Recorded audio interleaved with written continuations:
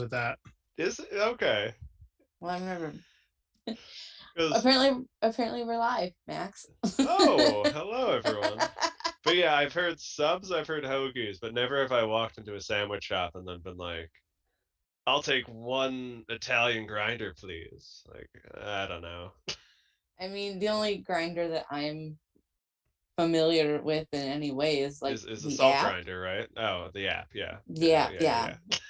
Like Other like a than like an pepper actual grinder. grinder. Yeah, I Oh mean that yeah, like an also actual. thing that grinds. Oh, Oh there's the nope, that got picture of bad too. there's a shirtless picture of me down there. Look at that. It's yeah, oh, it's Twitch. No. So we're already in the thick of things. Before we get started, I just wanted to announce the winner of our Twitter raffle, which is Dina Martinez. Message me and we'll get you hooked up. I'm Val Pancakes, and joining me tonight on the stack, I have handsome Max Zero. Ah, that's me. That's you. That is me. Super handsome Max Zero, Hello who you everyone in can the chat. see. We were talking about sandwiches before we Yeah, started. what's everyone's favorite sandwich? And we were talking about it because my sister gifted a sub to my mom. So thanks, Carla. And thanks, Mom, for watching. My family supports me. But most recently, you can find Max in Camp Leapfrog. I know that you're doing Wrestler's Lab. And then on October 15th on IWTV, as part of the Paradigm 4th anniversary doubleheader, you will be taking on Derek Neal in a UWFI rules match. Yes, we're gonna punch each other real good. Right. Oh I my mean, I god. am looking forward to that. It's gonna be great. Derek Neal, friend of the Bald Monkeys. So definitely wanted to have Max on. So welcome, Max. I'm gonna punch him real good. I'm sorry about your friend. I apologize in advance. I didn't know you were acquaintances, but Well, it's not gonna Max. stop me from punching him. No, I mean, to be fair, I guess, a little bit of like a psychopath because um, I love watching professional wrestling. I love all kinds of matches, death matches. I do like the UWFI rules match. And for me, anyway, wrestling is more fun when it's people that I'm familiar with and acquainted with in some way. So to watch a guest of mine who's somebody I would consider kind of an acquaintance because we go back and forth on Twitter and Spaces, what have you.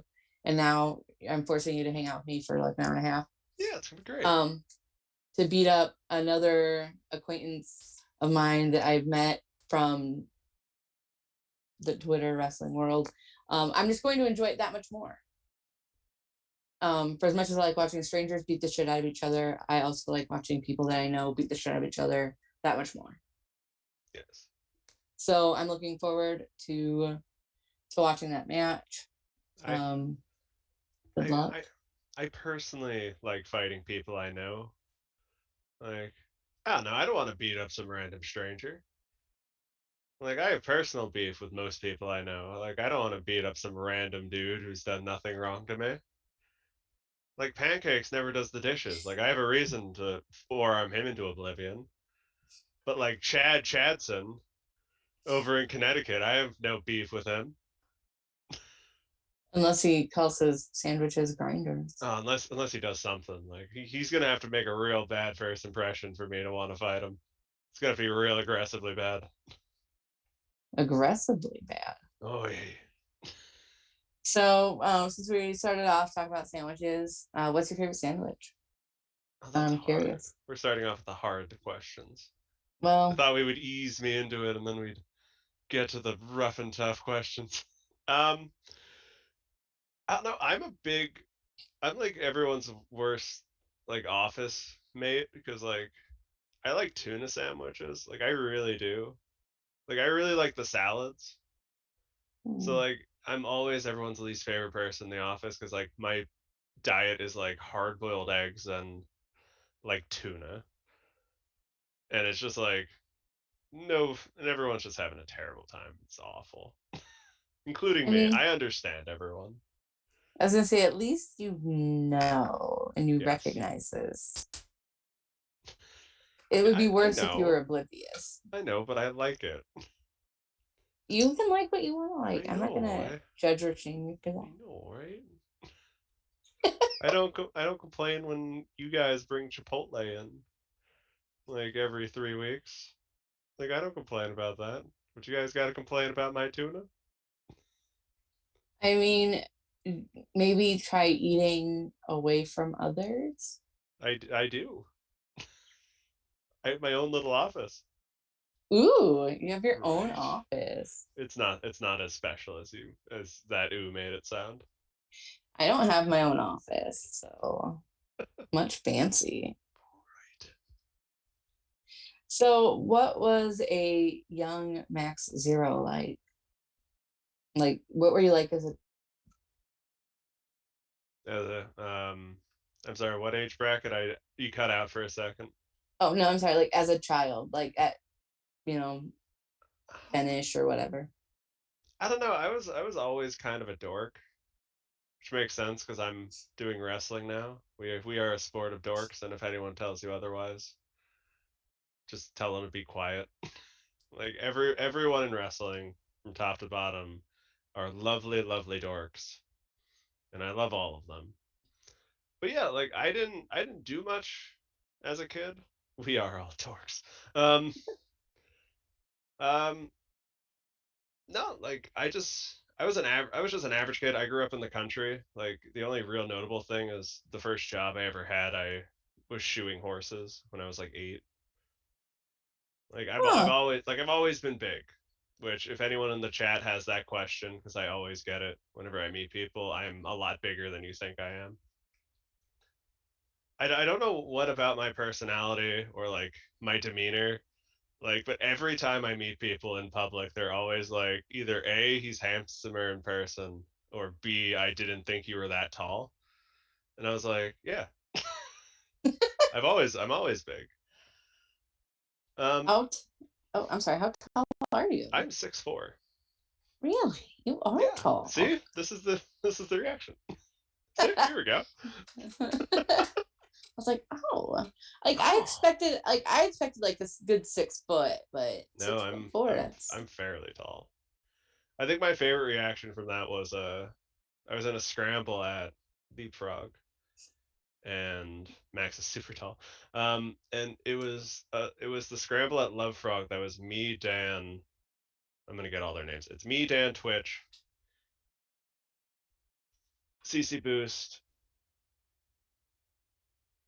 Hot Dog Starks, and I'm forgetting someone.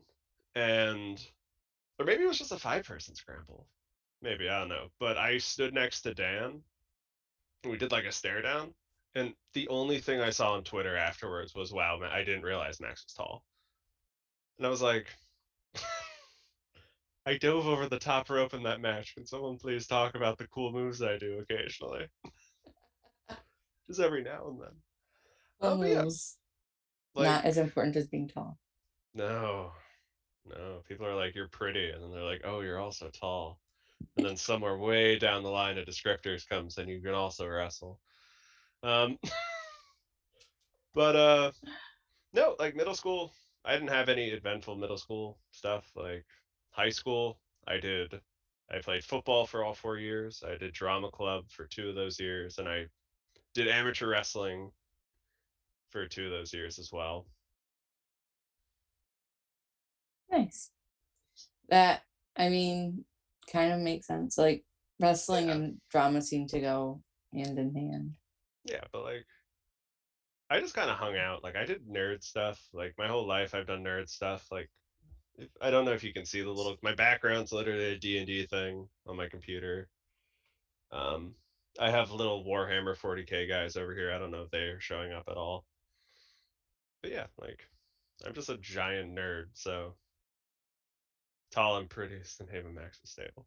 But yeah, so I just did all that. I did drama club for a while, and then I got talked into doing amateur wrestling, and that took me all the way through college because I did amateur wrestling from junior year, senior year, and then I was good enough that I got my brain could work. It's only 10. It's only 10 o'clock. Why is my brain not working? I got scholarships to go wrestle in college. So you didn't start wrestling in high school until you were a junior? Yeah. And like you had no wrestling background prior to that? Nope. And you just then were like so awesome that you got scholarships to go to college Yeah. for it? I didn't start on my team until 2/3 of the way of the season between in my junior year, and then I started all my senior year, and then I Hmm. got looks from colleges, and it's all stories from there. And then I was 220 back then, which is a magical weight I wish I was back at. But yeah, Huh. Because like it's interesting, I guess, to me. I was when I was in high school many years ago, I was like a wrestling stat for our team. Oh, we have a cat. yes. Just one Hello. tonight? It looks like just one. I don't know where the Oh. rest of them are. But yeah, What's this one's name? This is Garrus. Oh. Cats are welcome here. Yes, hopefully, because he sees I'm sitting here and he's just like, "You're not paying attention to me." So I'm Cat gonna interact. response. Anyone who's ever Pure Tuesdays when me and Mikowski and the guy stream, like they'll know I am usually swarmed with these guys. You have like an army of cats. I do. I have 4 cats. So you have four cats, and this one is Garrus. This is Garrus. So what are the names of your other cats? This is Garrus. I have one that's name is Knight, and I have one that's name is Cole, and one's name is Gunner, but I call her Baby because she's the smallest out of all of them. Oh, that's precious. I hope we get to see all of them by the end of the night. I doubt it. Cole's a loner. Baby's somewhere, and it looks like Knight is sleeping over there. No. We'll wake them all up, gather them over, tell them that they need to be on the stack for cute clout, I guess. I don't even know where. Oh, there. She's like all the way back there. Yeah, I can already tell that this is going to go way off the rails. So my apologies in Yeah, it advance. is. But so you only wrestled like where I'm from, like people start wrestling when they're like 5 Yeah, in like they're like AAU. 6. Yeah, and then they just wrestle until they finish high school or they hurt themselves at some point in the middle and can't do it anymore. Yes. Um, but you I just late in the game and were apparently just awesome enough to yeah, and go. Like that's cool. I just rocked it. I actually upset because I it was weird because we had 2 heavyweights. We had 220s, and we didn't have a heavyweight because well, we did have a heavyweight, but he was terrible. Um, so what we would do is me and the other 220 would switch off who did heavyweight, and the usual way it went was um, for people who don't know amateur wrestling, it's a lot of like hedging your bets. Because they'll just throw people in if it's like, hey, we think you have a better chance. Like I know you're 145, but you have a better chance of tech falling the 165 than our 165. So we're gonna bump you up and throw our 145 match so we can get a tech fall. So we would do that at heavyweight and 220 all the time. But instead of it being like, hey Max, we need you to tech, what we would do is we would throw me against whoever the better person was, and then our other 220 against whoever the worst person was, because they knew I was better than he was. So what they would do is they would throw me to the wolves because they knew I wasn't going to get pinned and they knew I could probably pin them. And then the other guy would get the worst guy because they knew he would get pinned if he went up against someone better. So like Yeah. that was like my entire senior year was just waiting to like the last possible second to hear if I'm wrestling 220 or if I'm giving up 60 pounds. Like, yeah, that's really how it works a lot of the time. It was Kind great. of shuffling people around to make the better matchup or to get the more points, really.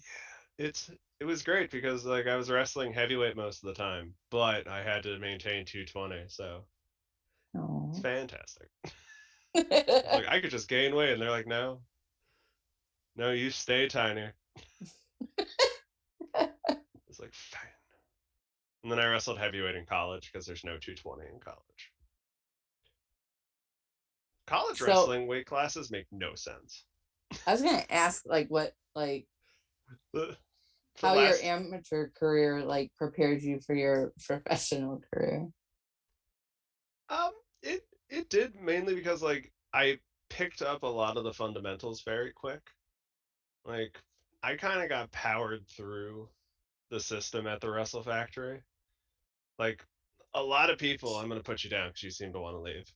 Um, a lot of people who trained at the Wrestle Factory were there for like a year or two, or like before they ever got like a gimmick or something. And I was there for maybe 8 months. I don't know why. Like honestly, I didn't want to be powered through as fast, but like it really felt like I got rushed through it. But like I felt like a lot of the amateur stuff prepared me to get ready for like what wrestling is. Like I got through grapples very fast. Like I don't do grappling a lot of my matches now, but I mostly just throw people. But I can hold my own in a grapple. Like it got me prepared to learn all those styles that we did at the factory. So you trained at Wrestle Factory. What Yes. made you decide to pursue like what made you decide to go from doing your amateur wrestling to doing professional wrestling? Like what was that like that push or how did you get there? Um mainly it was like I didn't get into I'm a wrestling baby, and I say this all the time. I'm a wrestling baby. Like I didn't get into wrestling until like 2012, like 2000, like what year was Punk Cena at Money in the Bank? I don't know. I also don't know. Um, So like I've been watching wrestling off and on my whole life. So Chad help. to Chad know help when us. a specific match happened, I could not tell you. But yeah, I didn't get into wrestling till like a lot. 2011. Much like my amateur wrestling career, 2011. Um, much like my amateur wrestling career, I got in super late, and then just like I got hooked on that one show, and then I watched pretty much all from there. Like I watched WWE. I was one of those fans who like didn't really look at anything outside of WWE. It wasn't until I started training did I really start watching like New Japan, which is pretty much all I watch right now because I'm insufferable, and like AEW and like Noah and all those things. But it was mostly just because like I liked being physically active, and I'd done 4 years of being physically active, and I was like leaving college, and it's just like, well, I need something to do. So like I was like, and like pro wrestling would be a great thing to do. Like I'm big and I can do stuff, and like, but like I kind of held off on it because I was doing stuff with my degree, and I was doing stuff just all around. And then I was like, you know what, I'm gonna do this because I gained a bunch of weight. I posted a picture of this a while ago. I was 330 at one point, and I was just like, you know what, I need to do something to be physically active. So I got back into the gym, and I was like, okay, now I'm gonna go back and do wrestling. And pretty much from there, it's just like this is fun. Like I never got into wrestling to be like I want to be a superstar. Like I want to be the next Undertaker, and I want everyone to love me. I just did it because it's fun. Like it's a lot of fun, and like I just kind of got into it doing something that I enjoyed. Like not because I wanted to make a profit off of it. But yeah, So how did you get to the Wrestle Factory? proximity. You're just lucky enough to be geographically close. Yes, I was geographically close, and by geographically close, I still mean it's like 40 minutes, but like it was the closest wrestling school to me. Um, like around me, the wrestling schools are it's like Worldwide Dojo really wasn't a thing when I started. Like it was still, I think it was still an ROH training center when I started, like 3 years ago, and like H2O is like an hour and a half away, and Shikara's Breast Factory just happened. There's another one. This It's is like, baby. oh, This is baby. This is the little one. Where are you going? oh, What you doing?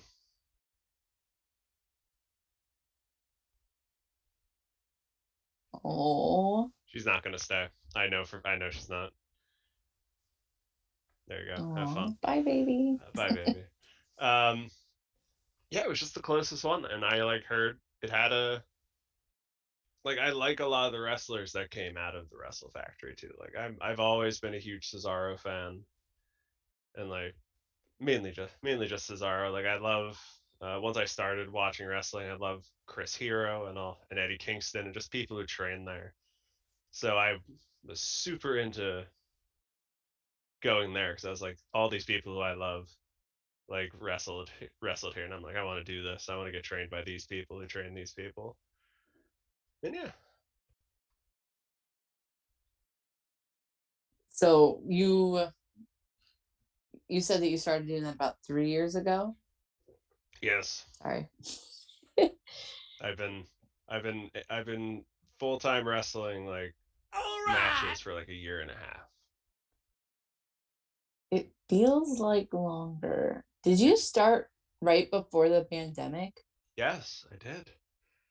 I started like my first match was like the last show that we did there. Like I remember watching you again with the mask, obviously. Um, I think they did what like Action Arcade or something on like Saturday Yes, mornings. Like those were yes. lit. I liked those shows. Uh, back when I was a vanilla white baby face. That Before. before I got pretty and I got annoying on Twitter. I was very vanilla.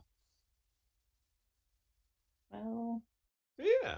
Um, my first time in the ring, people thought I was Mr. Zero, so that was fun. And people still do. People still do. you're not Mr. Zero? No. Yeah. Well, about that I'm interview. not. I don't hate to break anyone's heart, but I'm not Mr. Zero. Especially all those people, promoters who try to book me as Mr. Zero. I feel especially bad for them as well. So, what were some of the most important things you learned while training? Or what is like something you've taken with you as you continue on your journey of wrestling? I know who Mr. Zero is. I know. Everyone knows who he is. He's my dad. Um, mostly just that wrestling is fun. Like I was very fortunate that the trainers that I had there, like um, like Hollowicked and Ophidian and Crummels. That's not the one who trained me. Defarge and Travis is that like it instilled that sense of wrestling is fun, and what I liked about training at a place that um like wasn't like a super serious promote, like not in the sense of like it wasn't good wrestling or it wasn't like fun wrestling, but it was a place where it was like it didn't take itself too seriously, is that it really instilled that sense of um have fun with this, like this isn't the most serious thing in the world. Like one of the things that I can't stand anywhere on Twitter or anywhere is when people take it like 1,000% serious and aren't able to laugh at wrestling.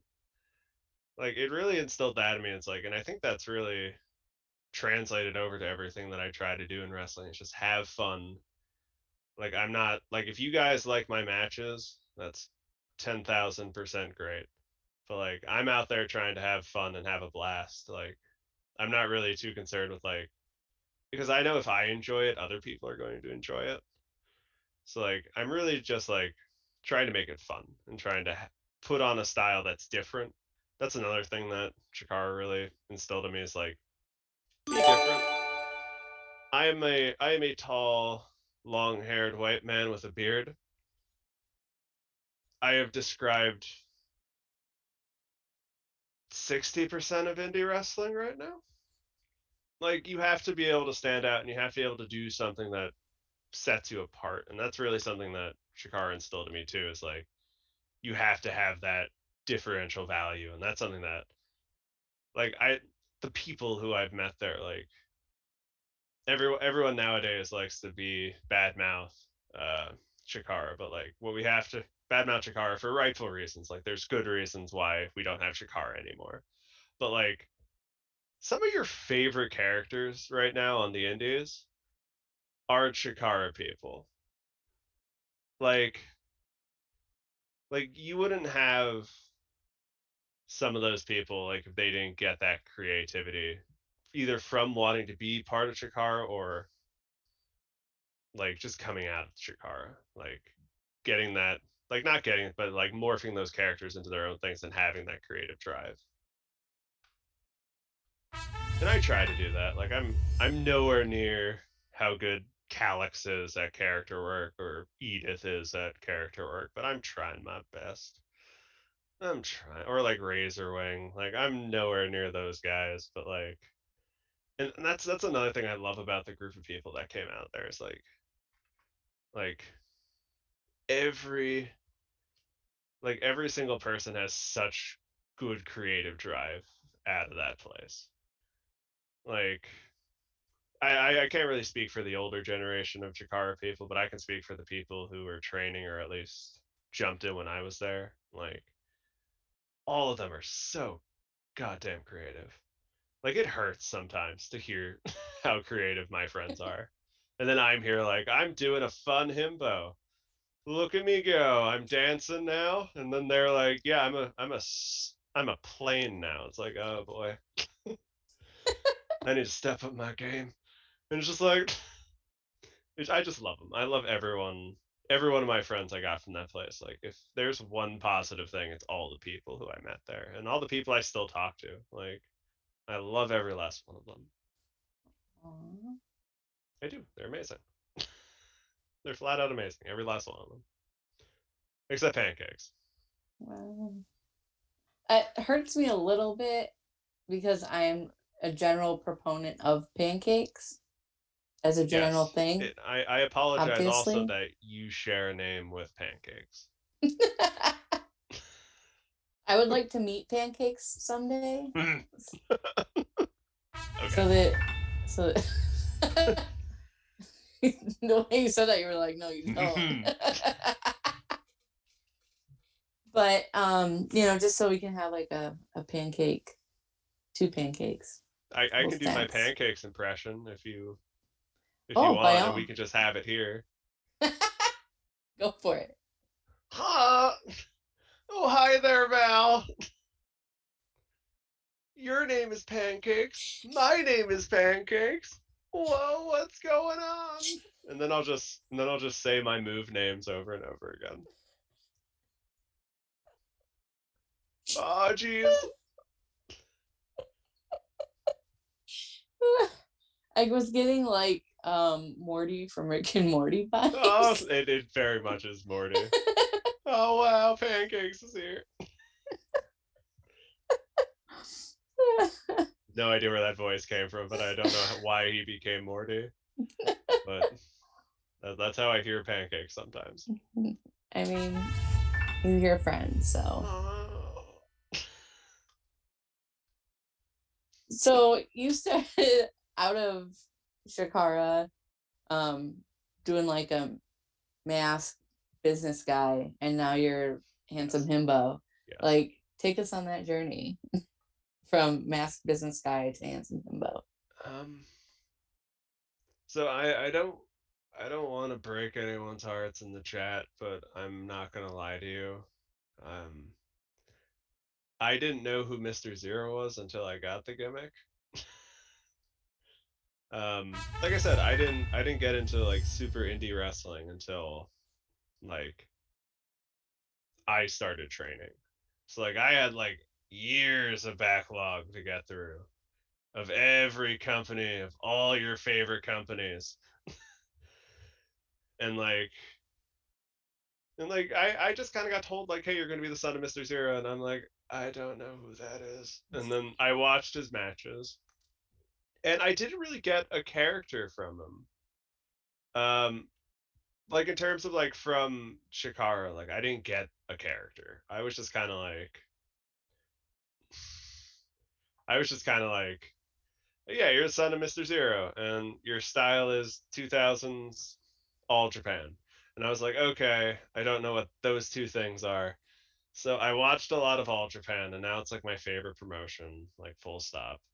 And and I watched a lot of Mr. Zero matches, and the original Zero character is very different from what I'm doing right now. I always kind of wanted to do what I'm doing now with Zero, but like the character that I had was kind of like, what's the best way to describe him? Jesus, it was kind of like a Jekyll and Hyde kind of thing, where like outside the ring I was like bubbly white meat babyface, but in the ring I was like this just like chucker of people. Like I like there was this weird thing with it. And I always tried in like those early promos and like all that stuff to inject this kind of silliness into him. That never really stuck. And then like once Shikara closed, I was like,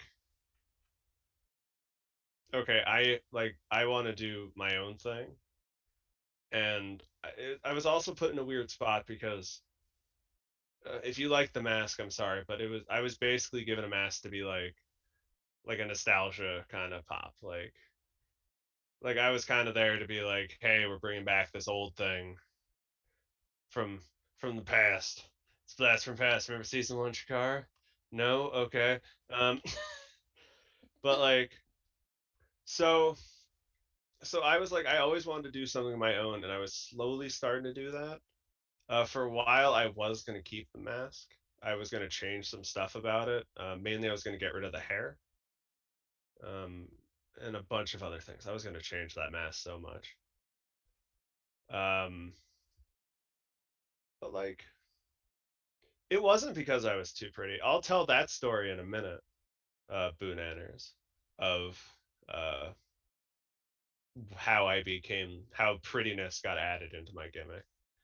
But I really wanted to do a character, the rich, and then I was, so I debated and debated about if I want to take the mask off. Because I'm like, one, I've only wrestled once without the mask.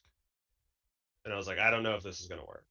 Like people recognize like I thought there was some like people are gonna be upset or people are going to not wanna book me because I took the mask off. There was like all this stuff in my head that I was just like, what should I do? And then I met Effie. If any of you people don't like the handsome gimmick and wish to blame someone, you can blame Effie. Because I had like a 10-20 minute chat with Effie, and after that, like it was a done deal in my mind that we're taking the mask off. And it was funny because we didn't know if we were going to do the angle up until the day of Love Frog, which is when we started off the whole Zero wants to take his mask off thing. And I talked to Chris, the promoter, and I was like, hey, I want to do this because Effie really filled me with like a sense of like hey, this will work. And he made me feel like great about myself and all this other stuff because he's Effie and he's amazing. And so we started off that angle. And originally, the idea for Zero was I wanted it to be like a rebellious teenager. And this was an idea before I took the mask off. It was one of the things I was going to change about the mask was I wanted to go through Zero's rebellious phase, where it was like, what is this? Because I did the whole. No one's going to remember this but me. I did a whole vignette where I got fired from my job um, as Zero, and I wanted to do this whole thing where he starts going through a rebellious phase and like, what is rebellious? Like, he was essentially that kid who was like squeaky clean all through high school and then went to college and like raged out all the time. Like that was the character I wanted to do with Zero for a while. Because after he got fired, that's what I wanted to do with him. And then I had the match with Blank, um, which is still one of my favorite matches I've probably ever had. And I took the mask off, and then everyone lost their minds about how pretty I was. I was not expecting that up until after that match, and between that match and Jaylee Photography posting the first picture of me unmasked, I was still planning on doing Rebellious Teenager Zero. And then the internet spoke out against me in a mighty cacophony, saying, "You are very pretty." So I decided, hey, like, I also like this gimmick of being this Blank and Zero. How could that not end in a draw? That's very funny. I've never thought about that. But where was I? Oh my god, my brain. Um, but Pretty. like, Internet said you were pretty. yes, and I've always had this reputation growing up of being like I always got there was never a word there probably was a word for it, but I was a dumb high school and college kid. I always had this reputation of basically being a himbo in college. So I was just like, I can roll with this because I really, really, really love just being this character and being fun and having fun and being dumb and being pretty and getting to fight people. And so I just rolled with that and I was like, I really do enjoy these aspects of the character and I'm going to keep them. Maybe one day I'll do rebellious teenager Zero, maybe down the line, but I do really like the character. Like I've always had a fondness for just being big and dumb and full of fun. So like yeah, I roll with it and I have fun. It makes Twitter a lot more fun. It makes Twitter so much fun. I like a lot of people will always come on and say they hate Twitter, like I hate it so much, and I'm just there like I'm just here saying the dumbest shit and just like leaving. I'm swooping in through the night, and then I drop off like, hey, do you think ghosts are sexy? And then I fly away. It is spooky season, so but It's spooky to season. it is to your point, I feel so I remember this like full disclosure. Um there was like a picture after you got your mask removed for some reason like that it wasn't showing live, it was like aired at a later date on IWTV. Yes, it was on. It was on Facebook. It was on And Facebook forever. I don't even know if it was on like I all I remember is that I wasn't able to watch it as it happened, but somebody had posted like it wasn't even like a nice promo picture of you, it was just like a random picture that you happened to be in. And I was like, holy shit, is that Max? Yes. I was like, I even texted my best friend, I was like, Max is cute. Like, what the hell? Not that I didn't think that you would be, but like it was surprising to me. All masked wrestlers are hot. I mean, in This is a theory, I know fact of this, wrestling. This is but a to see it. fact of wrestling. So I was one of the internet Yeah. people that were like, Max is handsome. What? And then Jay Lee Photography put out that picture and got like 500 likes, and I blew up my phone. There are Yeah, worse things there are worse things, right? than If people confirming that you're an Yeah, attractive I've person. talked to Matthew from Botchamania for through this. Like, it's great. He mentioned me on his podcast as Mr. Zero, and I just like DM'd him being like, "Hey, just to let you know, like, this is me." And he DM'd me back, said thanks. Then on the next podcast, he said we have wrestlers who listen to this podcast. I think there are a lot of wrestlers that listen to that podcast. Right? So, who has had the most influence on you both in and out of the ring?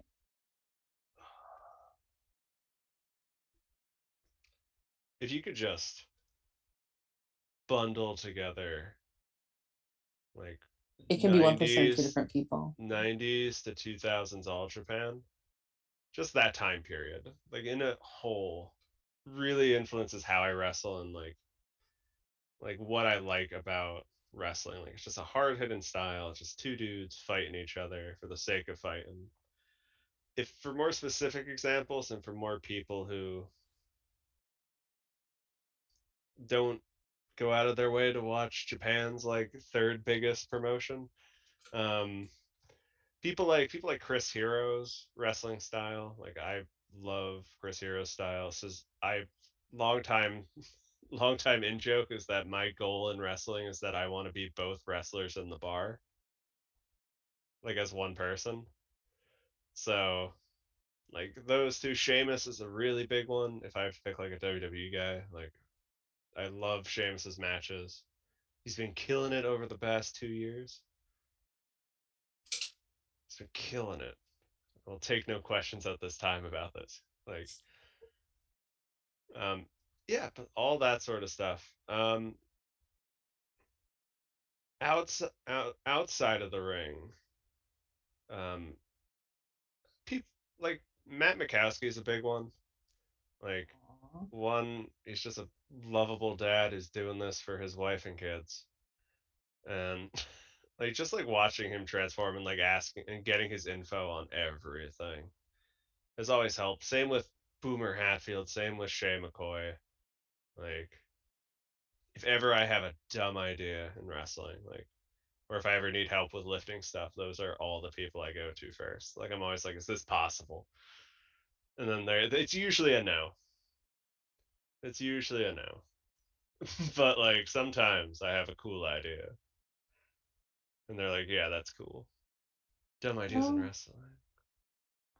I mean, sometimes you need people to like taper you down sometimes, like to tell you that things are plausible or not plausible or Yes, and I 1,000% need that. Don't you worry. I'm aware of what goes on in my brain. I'm here as well.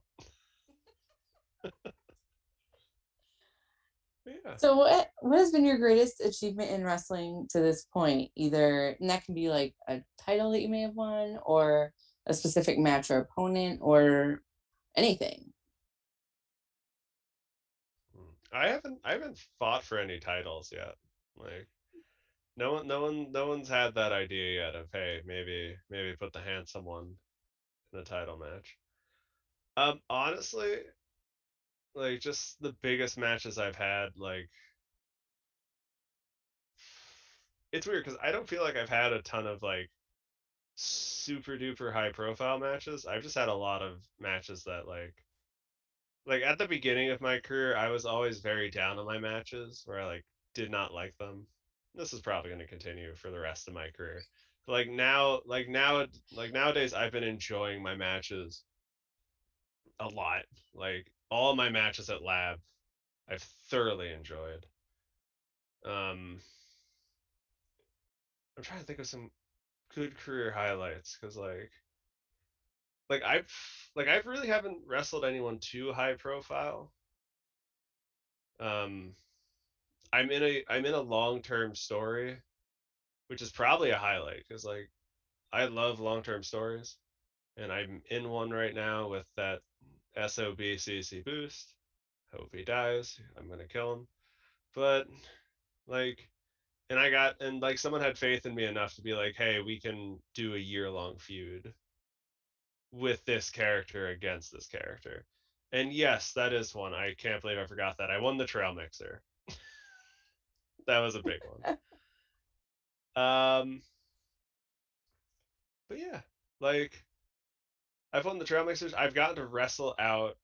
One of my career highlights is actually my first UWFI match because I went out there just to kind of like network and have like a good old fun time. And I asked to do a match and they let me, and then I got pulled aside afterwards and they're like, hey, like what's your info? Here's some stuff. And now I'm wrestling New South, former two-time New South champion Derek Neal in a UFI. Like what is happening? And but like yeah, like that sort of stuff. Like I've made a lot of really cool friends that I've never like. I have friends all over the East Coast now. Like it's not just Philly anymore. Like I have so many like great people in wrestling. I burning hammered Matt Mikowski into a pool. Like I do Twitch streams. I get to hang out with people. Like I just kind of get to do what I love to do. And people I think my one of my biggest accomplishments is that um like people like having me around. Like even if I'm not wrestling, like I enjoy that like I am a person that people just enjoy having at a place and like are excited to see at places. I guess if that makes any sense. Aw, that's so, that's adorable. Right. I try sometimes. Sometimes it what depends. what has been the greatest obstacle you've overcome in wrestling? Um I think it's just the fact that I like still to this day I'm not like everyone's their worst critic. I a lot of my matches like I always go back and I'm always like I could have done this a lot better. What? Cat. It's baby again. Get out of here. Um like there's sometimes where I watch my matches and I'm just like, I don't get this. And then people will be like, that was a great match. And I'm like, okay, I'll take your word for it. Um Also I always struggle with body weight issues and how my body looks like amateur wrestling for all the fun it is. Like weight management has been a big issue. Like so like there's stuff like that. Like that's a huge hurdle is like actually liking how I look. Like liking my in-ring work is a lot of that stuff and I've been working towards it. Hopefully people enjoy watching me. Well, I mean, I enjoy watching you. Not that I'm perhaps a representative of the populace at large, but potentially. Yes.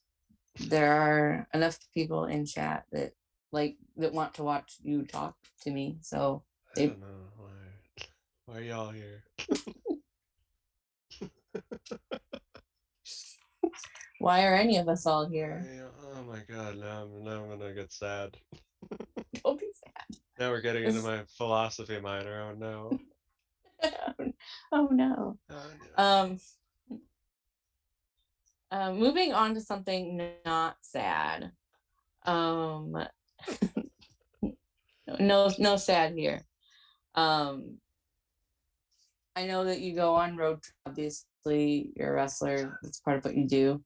It's kind of your thing. This week. You spend more road trip than you spend wrestle. But what do you like to listen to on your road trips? I listen to audiobooks. When I'm by myself and I'm driving, I have an Audible account. I listen to my audiobooks. What are And you then listening to presently? now I need to pull them off because I haven't been on a road trip in a hot minute. Like all my bookings have been in PA, so I just kind of like chill. And it's like 5 in the morning, so I'm just like, I just want to live by myself. You're gonna let me into my Audible account? No. Right now I'm trying to get through the first book in the Wheel of Time, and it's a chore. Um, I'm also reading oh, what is it? I wish I had my account up.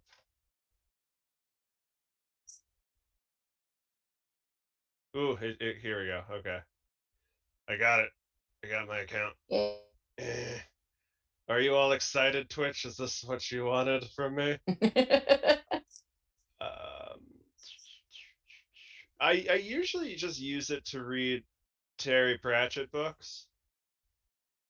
Um, if anyone in chat is a prolific reader or has an Audible account and wants to read, baby, I swear to God, and want have get out of here. What are you doing? What are you doing? Are you just gonna be up there? Okay. I highly recommend any of the Terry Pratchett books. Uh, if you want to understand where my comedy comes from, read Terry Pratchett books. I'm trying to read Wizard of Earthsea. I'm essentially using Audible to catch up on my nerd homework. Like, that's what I do. Like, I'm like, I need to read these books because they're required of me. Because as a nerd, I'm required to read these books because they are homework, and that's what Do I they send basically out do. like a reading list? There's just Do you certain have a like book club? no, there's just like certain books that are like ingrained into nerd culture that are like you need to like read these, otherwise you're not a real nerd. And it's like, fine, I'll read these critically acclaimed fantasy books. And like I'm also trying to read Wheel of Time because Amazon's coming out with a new series that's based on the Wheel of Time. But like it's a Wheel of Time doesn't get is it's like 19 books long. And from what I've heard, it doesn't get like good until book 7. And I'm like, yeah, nerd prerequisites. I've read Hitchhiker's Guide to the Galaxy so many times. It's why I'm so far behind. I've read all the Hitchhiker books. Don't you worry. All 3 of them. Oh, you're a nerd. Name 5 nerds. Yeah, I've read that one. The cafe. The it's not the cafe. Oh my god. The diner. The diner at the end of the universe. Oh, I'm gonna get my nerd card revoked. I'll be honest, you could say anything and I would absolutely believe you. This is well out of my realm of things that I. Someone in chat right now is gonna be so mad at me I forgot what the last book in the Wheel of in the Hitchhiker's Guide is called. No. Restaurant at the end of the universe, life, the universe, and everything. So long. Thanks for all the fish. Um, I got there. I did it. We made it. I did it. Only 3. There are 6. There are 6, but like we don't count some of them. Oh, and also mostly harmless. No one is this. I don't even know if the 6th book's any good because it wasn't written by Douglas Adams. I'm pretty sure. It's half written by him. I'm trying to get my screen all set up. I apologize. I'm a hot mess right now. But yeah, it's like there's certain books that are just like, hey, like these are like acclaimed books, and it's just like Dune. I've read all of Dune. I've read all of Hitchhiker's Guide. I've read most Terry Pratchett books. The 6th book was written sort of by him. That's not how that works. Someone tweeted out that I'm not a real nerd. Who did that? You monsters. But yeah, so I'm just trying to catch up on all these on all these fantasy books that are like these are like the classics, and then I'm also trying to catch up on like the modern classics, so stuff like the 5th. Um, like I have so many books in my like because Audible gives you like a free thing every month, and I'm just like, okay, I'll pick this up, and then like my reading list just gets exponentially longer. Like the Ruin of Kings, like the Chorus of Dragons books, like the 5th season, like the Broken Earth books. Like I need to get on those too. I'm closing this. I'm done talking about my Audible. It's I making me mean, sad the number of books I have to read. so like I I get that you want to keep your like your nerd card, I but do. I will say it doesn't sound like you're enjoying any of those. I am. Like That's the thing. What I'm not enjoying is how long my list is because Audible's always like, "Hey, here's a free credit to buy a book," and I'm like, "Ooh, I have another book," and I buy it. That I'm like, "Oh, I still have to get through. I still have to get through the sixth book in the Wheel of Time. Why did I get this?" So I just have like this backlog of books I want to read, and it's just like, so just the sheer amount that you feel like yes, you have to get through is like giving you, too many anxiety. as I say, it's giving you anxiety about it. Yes. Um, I'm not gonna unpack that here on the show tonight. What? What? Really I not know. qualified. I need people need to book me farther away and by myself so I can listen to all these nerd books and give me the time to listen to all of these. Book me far away so I can drive there and listen to these books. Oh, good luck. I hope that you find time I hope I do too. to listen to your books. Do you what music do you listen to if you want to listen to music? Like what's your go-to like music that you listen to? I know that you're a musical guy, like Yes, I into am. musicals. That was my answer.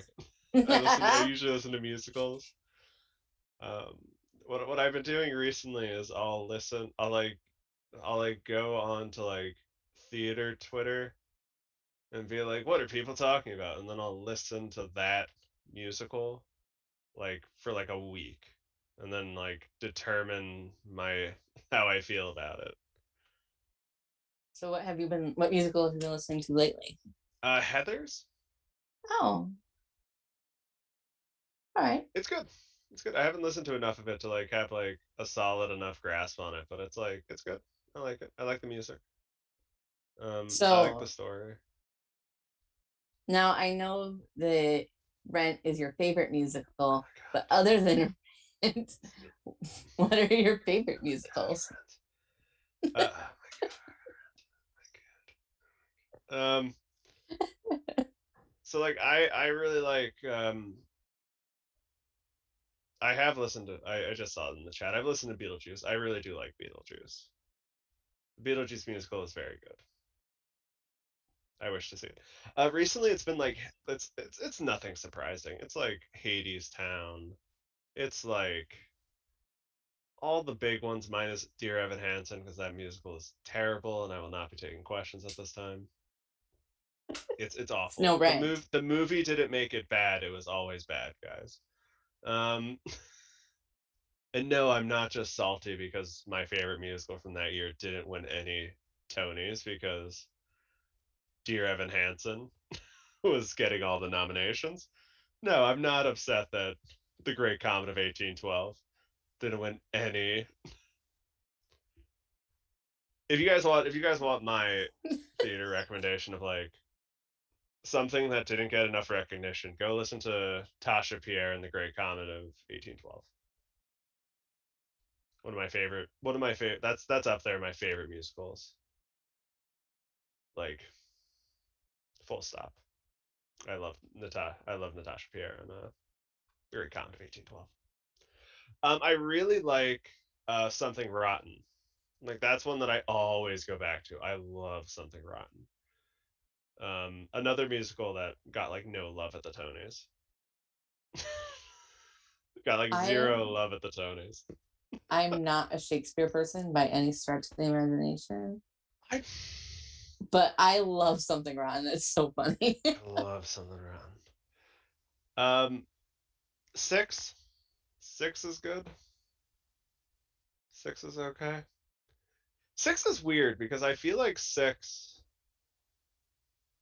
like works as like a it works as like a show. Like if I went to go see a concert, because that's how it's set up. Like the like six is the story of like Henry VIII's like Six Wives, but it's like set up like it's like it's Beyonce, like it's like you're going to see Beyonce, like it's like a girl band, Oh.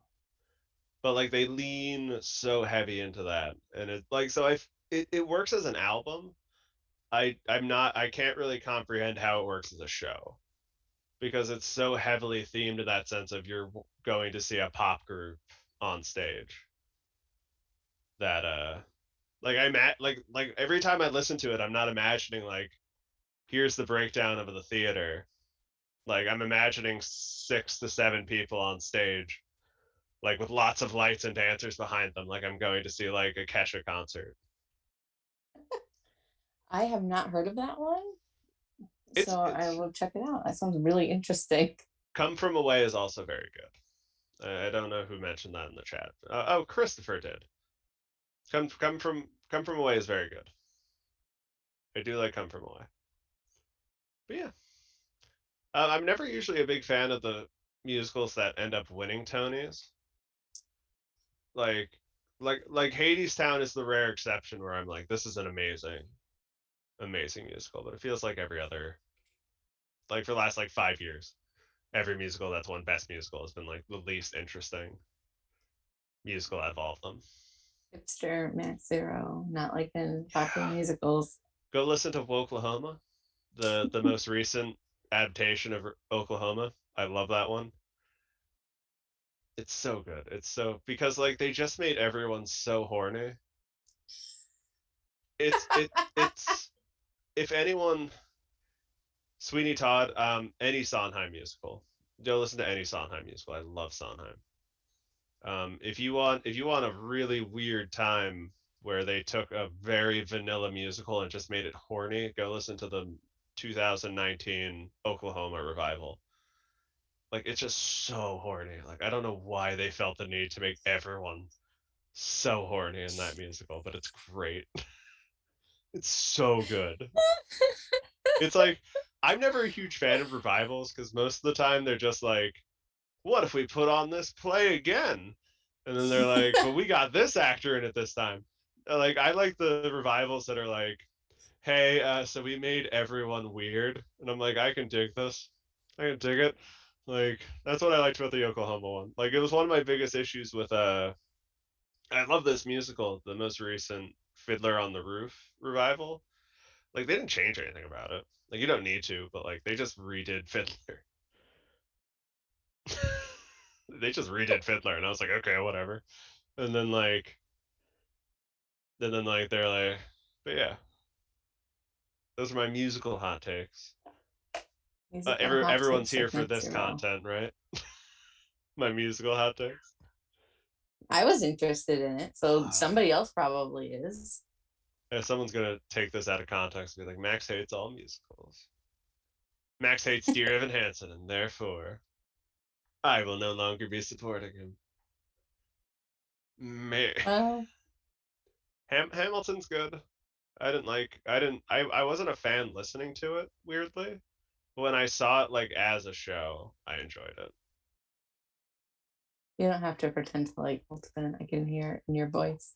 I I like the show. Like I like the stage because I watched the Disney the one that's on Disney Plus, and I like that. But like when I did my thing where I just listened to the album for a week, I was just like I don't fully get why this is the biggest thing since sliced bread.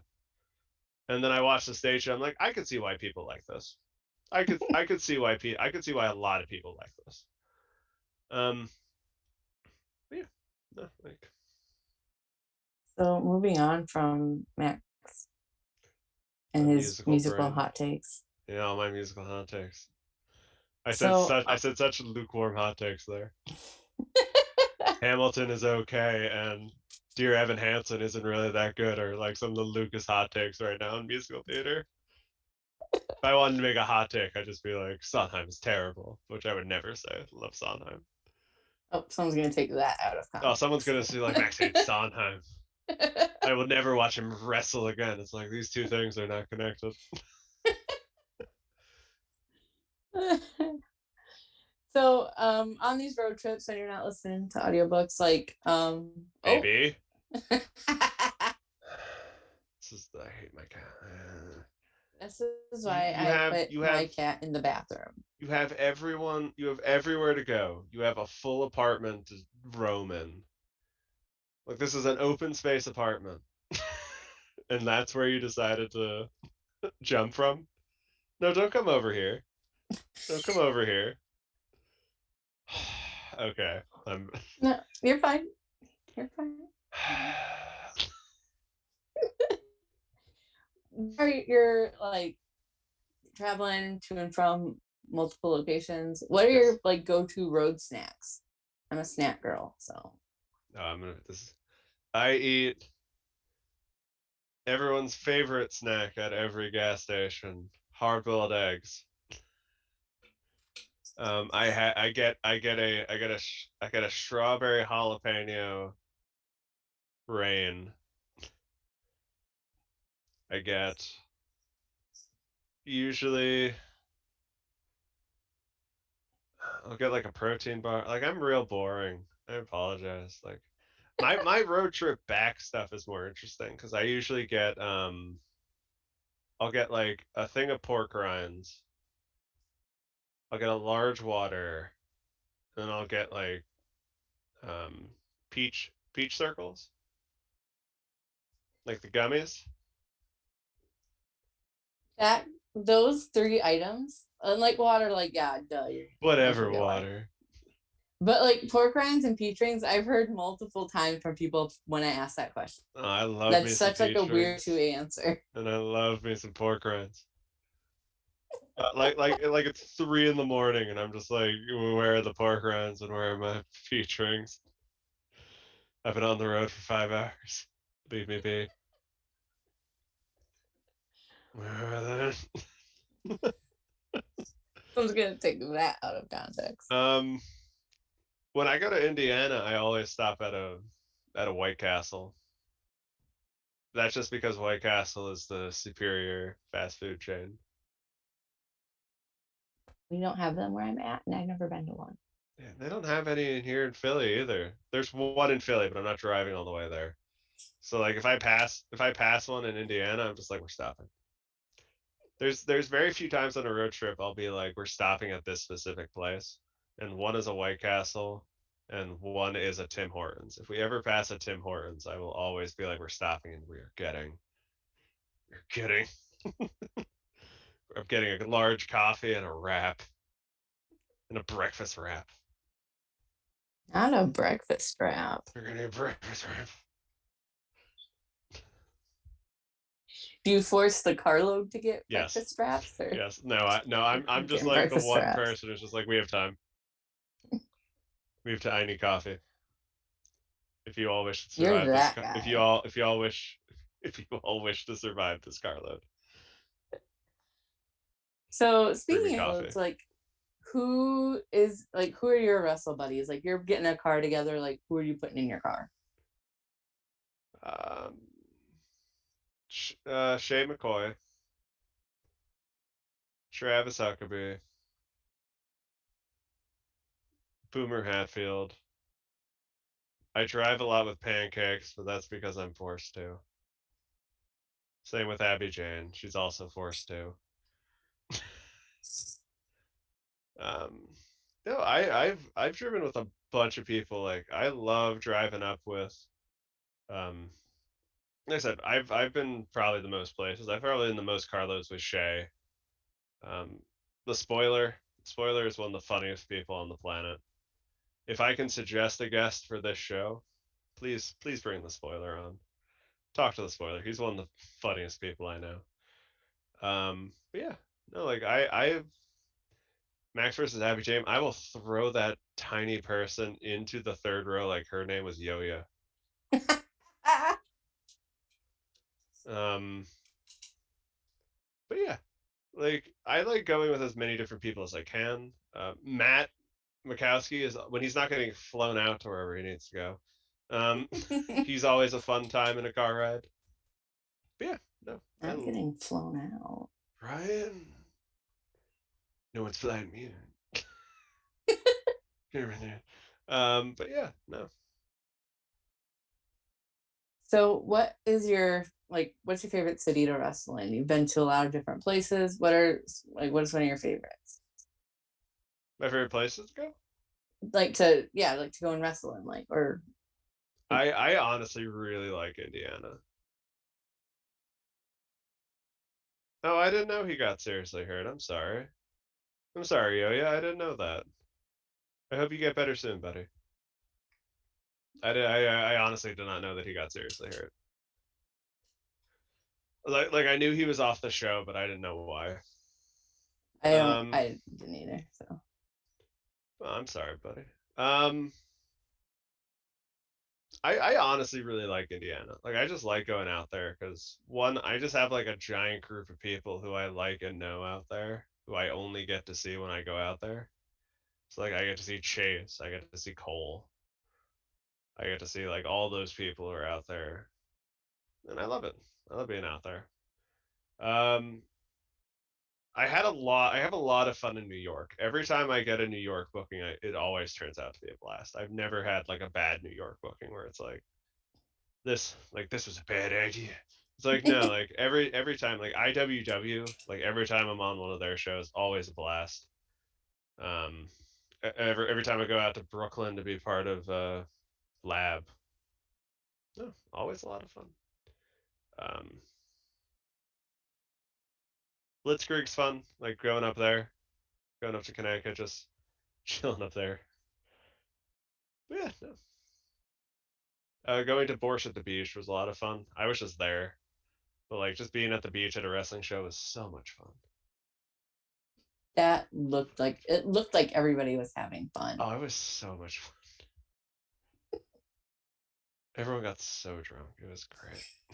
I didn't. Like I was like that one sober friend there, where everyone else was just getting like you see the evolution of like drunk people. Oh, it was It great. goes from like starting to drink to like kind of tipsy to like fun drunk to like sloppy drunk. 5,000. Yeah. That's another New York GCW. Just being out there hanging out. That was a lot of fun too. I've never had a bad time in New York City. Parking's terrible. Like I've never had a bad time there. Hopefully that doesn't change. Hopefully I didn't just jinx myself and the next It's time like I go to next New time gonna York be terrible. I get mugged. Someone stabs me in my pretty face. Like like real bad stuff happens. Stop. Like real bad. Well, I'm trying to counteract it now. Because now I'm saying all the bad stuff's happening. Like first you're pretty tall Someone cuts and off my hair. Like so and like you're like a decently sized dude. Like I don't know that yeah. anyone's gonna attempt to mug you. I don't know. Like I'm also soft. I'd probably just But they throw my don't know that just wallet. by looking at you. Yeah, I know. They're just like, hey, pretty tall boy, give me your wallet. I just throw him at it. I just be like, here, get it. Why wouldn't you just like suplex him? Because he probably has a weapon. If he's just coming up to me with like fisticuffs, being like, hey, like he's an 1840s ruffian in like Victorian England, being like, hey, give me your wallet. Don't make me send all these abandoned children after you. Like, I'll be like, I'll be like, okay, and then I'll suplex that guy. Yeah, like that guy's getting suplexed. But if it's like a dude in New York and he has like a hatchet or something, like nah, I'm just giving him my wallet. It's the Industrial Revolution, and everyone's here in England. Yeah, if a Sonny Defarge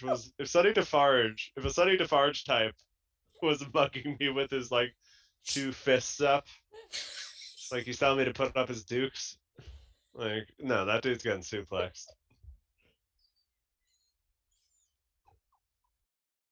I'm sorry. I just picture like some time traveler coming up to you Hey, in New buddy, York City. I just stepped out of a wormhole, and now I need some money. Oh, well, I'm a time traveling ne'er-do-well, you see.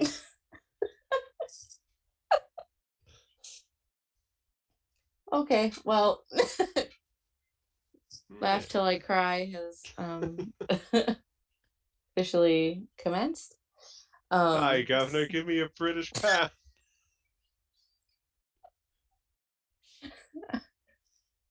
When they start asking for like farthings, then I'll be worried.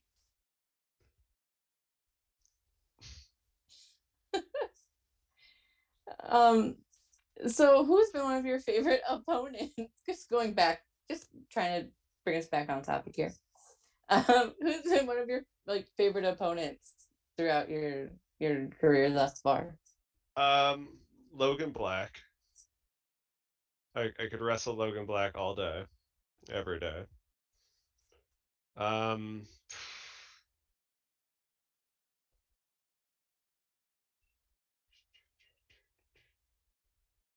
that was a lot of fun. Same with I could wrestle Eel all day when we had that scramble. There's I there's so many good answers to this because I just love all the people I've wrestled. Like I don't think I've wrestled. I don't think I've had like a match where I've been like I don't want to wrestle that person again. Like I've like Doctor Cube. I would 100% wrestle Doctor Cube again. I wrestled him at Brooklyn Comic Con. It wasn't filmed. We had a Falls Count Anywhere match at the con, and it's one of the What? most fun matches I've ever. Yeah, it's one of the most fun matches I've ever had, and I would love to do that match again, like with a camera. I could wrestle Atherum every day of the week. If anyone wants to book me versus Atherum, I would do that every day. Devontae's, I would wrestle Devontae. Like that, I can't wait for that match to get put on IWTV because that is probably my favorite match I've ever had. Like full stop is me versus Devontae at heavyweights. Yeah. Nice. So, what is your favorite move to take, and what is your favorite move to give? I call it the Heat Buster, but it's that tilt-a-whirl slam I do. I really like giving people that move, and it's such an easy move to do. I going back to Devontae's, I could take his spine buster like every day. Like it's such a fun move to take. Baby, no. You're gonna knock over the camera again. Okay. But yeah. And then, do you have any like pre-match rituals, like anything that you do either like the day of the show or right before you go out that like you do every time? I usually don't eat. Like I'll like I don't I get very nervous and like I just don't get hungry. So like I'll eat a minimal amount before a match. Like I don't know if that counts as a ritual, but that's just like a thing I do every show day.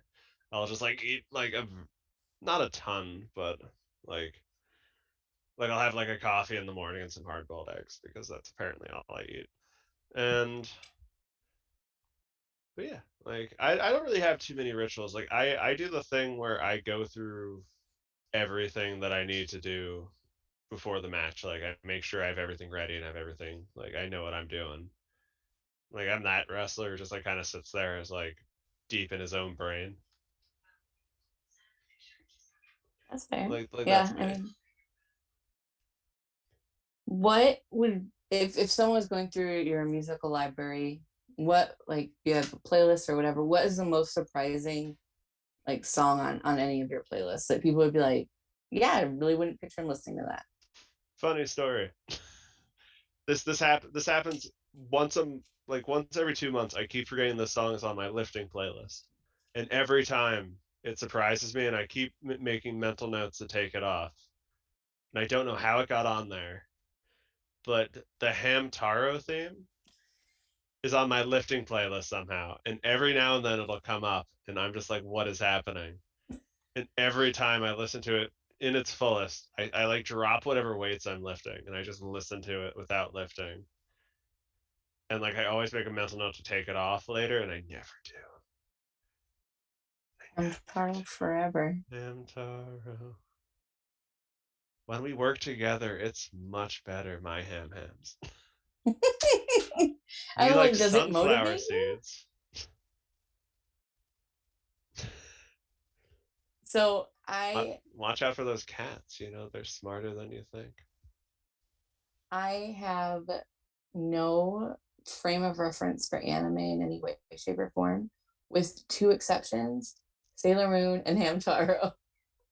Good. Those are And I good was like, forget exceptions. this. So every time someone says, "Is this My Hero Academia?" I'm always like, it could be. There's one person who says that, I and mean, I wasn't going to call that person out I'll for call him anything. out. Every I'll, time I see that on the Twitters, I'm I'll like, call him oh, out. Travis. Travis and his My Is This My Hero Academia? Travis Huckabee In my every time I see it, I'm like, it could be, because I have no is frame of reference. is this My Hero Academia? If he could remix that original theme into "Is This My Hero Academia," I would listen. That would be on my Spotify playlist all day, every day. So if you had an action figure of yourself, but it was like one of like the talking action figures, what three phrases would you want it to say, and what accessory or accessories would it come with? Probably a comb. Probably come with a comb and like 5 different ring jackets. They come with so many ring jackets. I have so many things that I wear out to the ring. I keep the base gear simple, but everything else changes on like a daily basis. And I like that about my character, is that he just like wears all this weird shit. But but yeah. I don't know what phrases I would say. I don't really have phrases. I don't know. Hard boiled eggs. Hard boiled eggs. Um I don't know. I don't really have catchphrases. Like, I don't know. I'm not Mr. Zero, I guess would be another one. Um, I don't know. I'd have to think about that for a little bit. I don't know. Other than your gear and your phone, what do you not leave for a wrestling trip without? A lot of things. I'm one of those hoarder packers. Like, I'm one of those people who comes in and has like a full wardrobe. Like, already I wear too many things to the ring. But like I'll bring like 3 pairs of like changes of clothes, like just in case. Like, I never know if I might need them or not. I bring my Switch everywhere. Like, there's so much stuff. Like, Febreze for my gear. Like, if I ever need to use it again in a short period of time and I don't know it. Like, so much stuff. Like, I bring my Kindle with me, like, so I can read.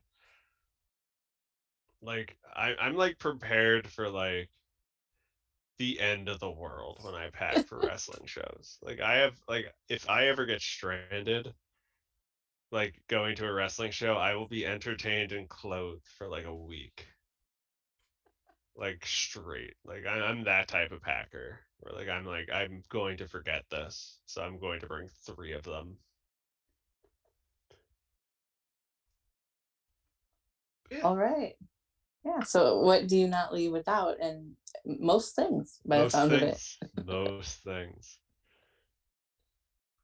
What is the weirdest request you've gotten from a fan as a wrestler that's not like too gross to tell Yeah, me I was trying to think. about? Um, Or are they all too gross to tell me there's about? a few that are gross, but like there's some that are just like, there was some one time I was at preface, yes, what you could share. Um, there's one time, it was like the first show I did for Chikara, where I was still masked, and someone who must have been like an old school Chikara person, like, wanted me to take a picture with their kid, and this child was like like was looking at me like I had killed God, and was like bringing about the end times. Like they wanted nothing but to get as far away from me as possible. Because that Oh, mask is a little bit terrifying. Like if you're a kid, like that mask is a little bit terrifying. And this like parent just was like, "No, you're gonna take a picture," and I'm just like, "Do I have to take a picture of this child?" And like she was so scared, and I was just like, "It's okay. Like you're oh, fine. Like if you don't want to take a picture." And then we eventually got the picture, and I like the whole time under my mask, I'm just like visibly cringing out of my skin. oh. Like, oh, that was such a bad time. There are more scary Chikara masks, but like at the time, like especially towards the end of Chikara, like I had a scary mask compared to some people. Like if Yeah. you were to bring your child up to a lovable Chikara character, would you go for an ant, a cyberhawk, or the man with burning red eyes and a creepy smile that goes halfway up his face?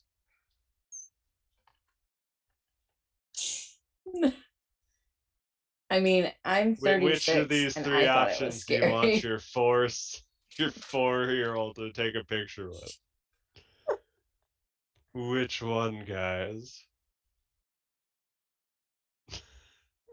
Pick one. Yeah, not gonna go with the ant. Yeah, I don't want a picture with Thief Ant. I want a picture with the scary one. I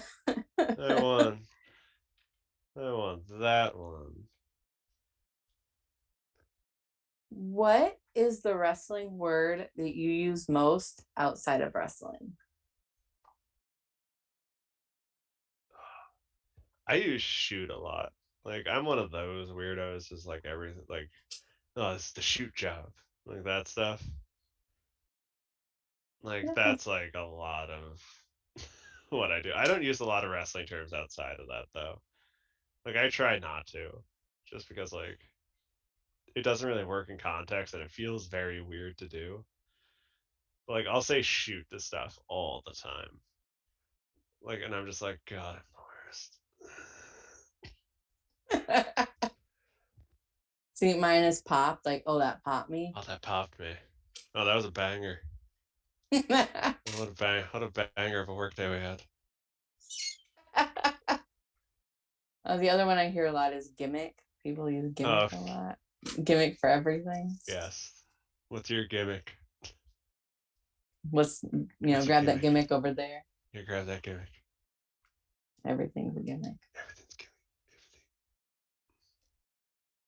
Everything. Um, so we've talked a lot about you doing a lot of traveling. Every wrestler that I have ever spoken with has at least like one really good travel story because it's either like funny or something like absolutely crazy happened, or it was just like a memorable road trip for whatever reason. So like, what's your like go-to travel story? And if you need to like censor anyone's name or places to protect people from themselves, you can certainly do that. I don't think I need to censor any. Let me think for a sec. No, I don't think I need to. This was maybe like a year ago. Me, Pancakes, Boomer, Travis, a very good professional wrestler, all drove down. Am I missing someone from that carload? I think I am. But we all drove down to New South for their anniversary show. And this car ride, like, was the weirdest thing. Like just from start to finish. Like it was a long car ride, so like we left at like midnight. And like we like 2 hours into the drive, we encounter like someone who's drunk driving on the highway. And like just full like it's us and them and they're just swerving in like 4 lanes. And it's just the most terrifying car experience I've had. Like that was wild. And then like I fell asleep and I woke up and for some reason we let Pancakes drive. And we found out very quickly. First of all, On the way to I'll be Alabama. honest. What's up? I'm surprised that Pancakes knows how to drive. He knows how to drive. He tentatively knows how to drive. Anyway, I'm sorry. Continue. Tentatively knows how to drive. Like the story might make you think otherwise. So this whole time we're going down, I'm being told about this mythical like buffet place that like that's only in the South, and we only pass one on our way down there. And they're like, we're gonna stop here. It's gonna be great, and it's like it's gonna change your whole outfit on buffets. And I'm like super excited for this. So we're like, hey, Pancakes, exit 15 is the exit we need to get off on. And he's like, huh, okay. And what we notice is that we don't press him any further on it. We're like, hey, um, hey, like he knows which one to get off on. It's 15. We pass exit 17, and we go, Pancakes. Did you miss exit 15? And he goes, ha, no, they're counting down. And I said, Pancakes, they are not. And we pass the next one at exit 18. And we're just like, Pancakes, do you not know how exits work? And he's like, oh. And we're just like, Pancakes. We were just so wild. Like, everyone just gave him like so much shit for it. And it was so funny just because like he was like because when Pancakes thinks he's right and like he's being questioned on being right, he goes real hard. Like he'll be like, no, I know what I'm doing, and then like we'll just be like, Pancakes, no, you don't. And then he'll back down immediately. So we didn't stop there. We stopped at a southern, like we stopped for food at this random like roadside town that was just like 8 different fast food places, and that was it in the South. And one of them is like, if there's any people from the South in the chat, please let me know what this place is called. It's like a White Castle knockoff, but they sell sliders as well. I'm not from the South, but I'm hearing crystals, and that was the first thing that Crystals, I thought of too. yes. So White Castle has a reputation of being gross and being terrible, and people hate it. And eating crystals, I fully understand the experience people who don't like White Castle had, because that was some of the grossest food I've ever put in my mouth. It was so bad. I bought like $10 worth of this this terrible food, and I had to go over to the Taco Bell next door and buy $10 more worth of food because I wasn't eating it. And I was just, I felt so bad because I held up the car for like an extra 5 minutes because I was like, I can't eat this. Like it was that bad. Like it was like some of the worst fast food I've ever had. Like full stop.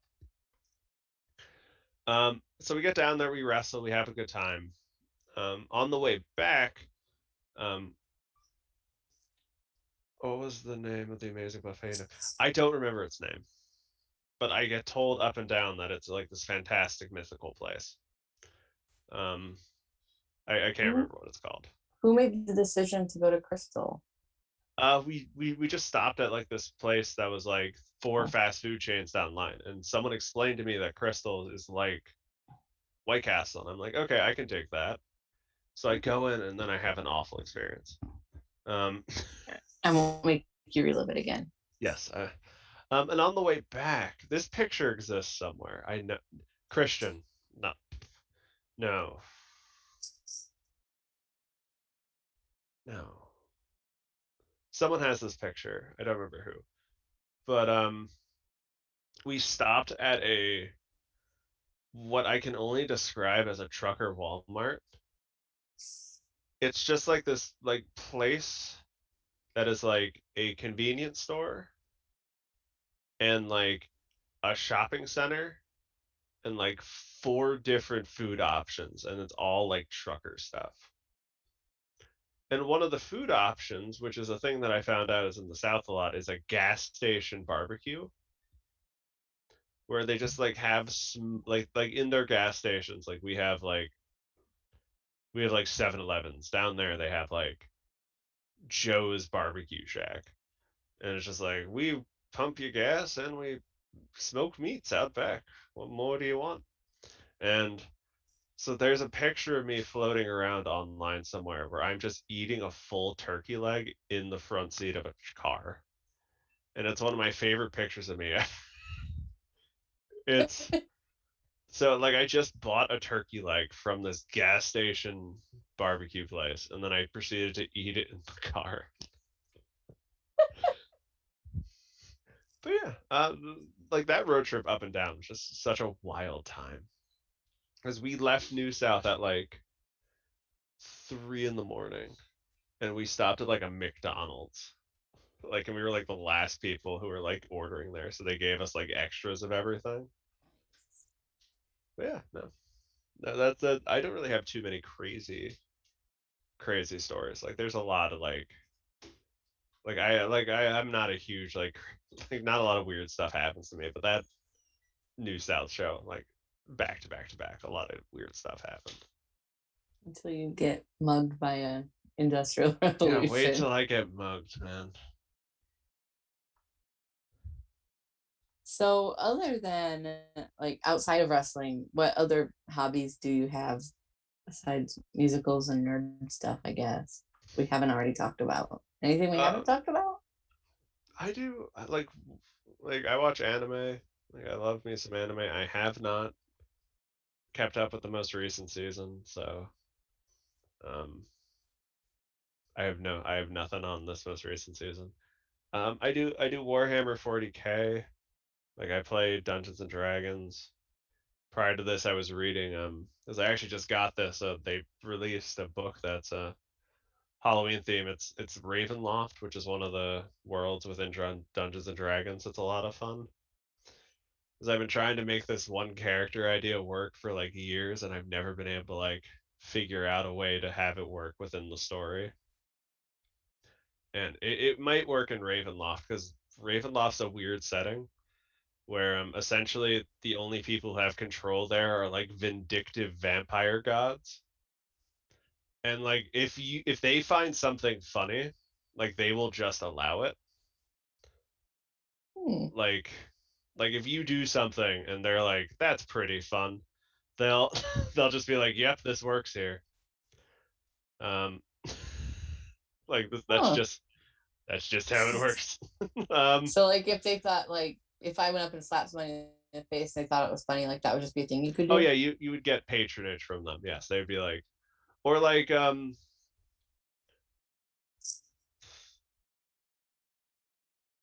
like if you what's a good example? The example that pops in my head is like an old D&D story where it's um like if you get your arm cut off and like you try to sew it back on, like if the gods find it funny enough, they will allow that to happen in Ravenloft. Oh. Like they'll just allow it to happen. Like they're that type of vindictive. Like if it's just like mean enough, they'll just be like, "Yep, this works." And the reason why I bring that up is because like the character I've wanted to do forever in a campaign is I want to be a head that's like attached to like a Frankenstein body. Like I want my character to be just like a head that can be like detached and reattached to a Frankenstein like Huh. style thing. And like I So, feel like Ravenloft's the only setting that that would ever work in. so I want to be would a it head be, in a jar. so would it be like a Frankenstein body, or could you put yourself on any kind of body? Could you put yourself on like a chicken? I guess any type of body, but like I imagine my like key body would be like a Frankenstein style body. But then like if we cut off someone's head and then I could be like, "Yep, this is me now."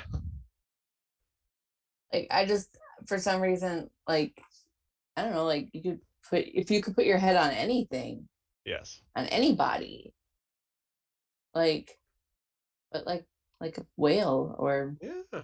an eagle. I would love to be like I don't know why, but that's been a character that I've been like in my head. Like I really just want to play a head in a jar. and I feel like that'd be very funny. I know nothing about Dungeons and Dragons or anything, I, but d- that's funny to me I as don't the person that I am. I don't know what class I would be, but like I think that'd be very funny. And like Ravenloft's like the only setting that would ever work in. Like everywhere else is like, because like Ravenloft's set up like a Victorian like vampire setting. Like that's literally like all of Ravenloft. It's a world set in like Bram Stoker's Dracula. Hmm. It's like yeah, like because like the main vampire there is Strahd, and he's just like the big bad of the entire place. So it's just it's literally their like grim dark world, and D&D is Ravenloft. So Chris is giving me a hard time because I said a whale. I don't Well, that's right. whale. I control this whale now. Like I don't know. It was Roll just for initiative, I guess. You've attached yourself to the body of a whale, and now what do you wish to do, Max? I don't know. Like, is there any large body of water in which I can traverse in as my new whale form? No. You're in Ravenloft. Everything is terrible. I don't even know where this whale came from. Okay. Um, I guess I'll roll for insight. But yeah, like I do that every now and then. Like that was one of the things I did during the pandemic, like during the heavy like the lockdown periods, is I would just create all of these weird D&D characters, and I love all of them. I've never gotten to play any of them, and but one day I'll just do my own D&D campaign where they're all the NPCs, and it's just the weirdest game anyone has ever played. I say I can you I don't know. Again, I don't play Dungeons and Dragons. I don't have the like mental capacity or patience for anything like that. Well, no, you got it. It's not that hard. I believe in you. I just tried to put your head on a whale. Yeah, Matt, that's awesome. That's the type of thinking more D&D players need. Some examples. Yeah. Um, so there's a race in D&D that are called Warforged. And essentially what they are is that they're like robots that were built specifically for like certain tasks that have been given sentience. And like so like they were built for war, and then like the war ended, and now they're just kind of like they're just around, like they're their own race now. And I came up with a guy whose name is Band. And his whole goal is that he wants to be a one-man band. So what he does is that he attaches instruments to himself, and he's essentially just like a giant wood and metal like Bert from Mary Poppins, where he just has like every instrument strapped to him.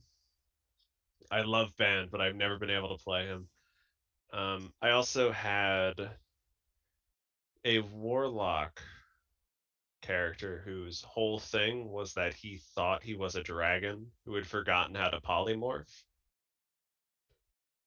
So like he like hit his head one day and he woke up and he's like, I am a dragon. And like an actual dragon found it so funny that he gave him patronage, and now just plays into his delusion because he finds it so funny that this little like warlock is just like, I am a dragon.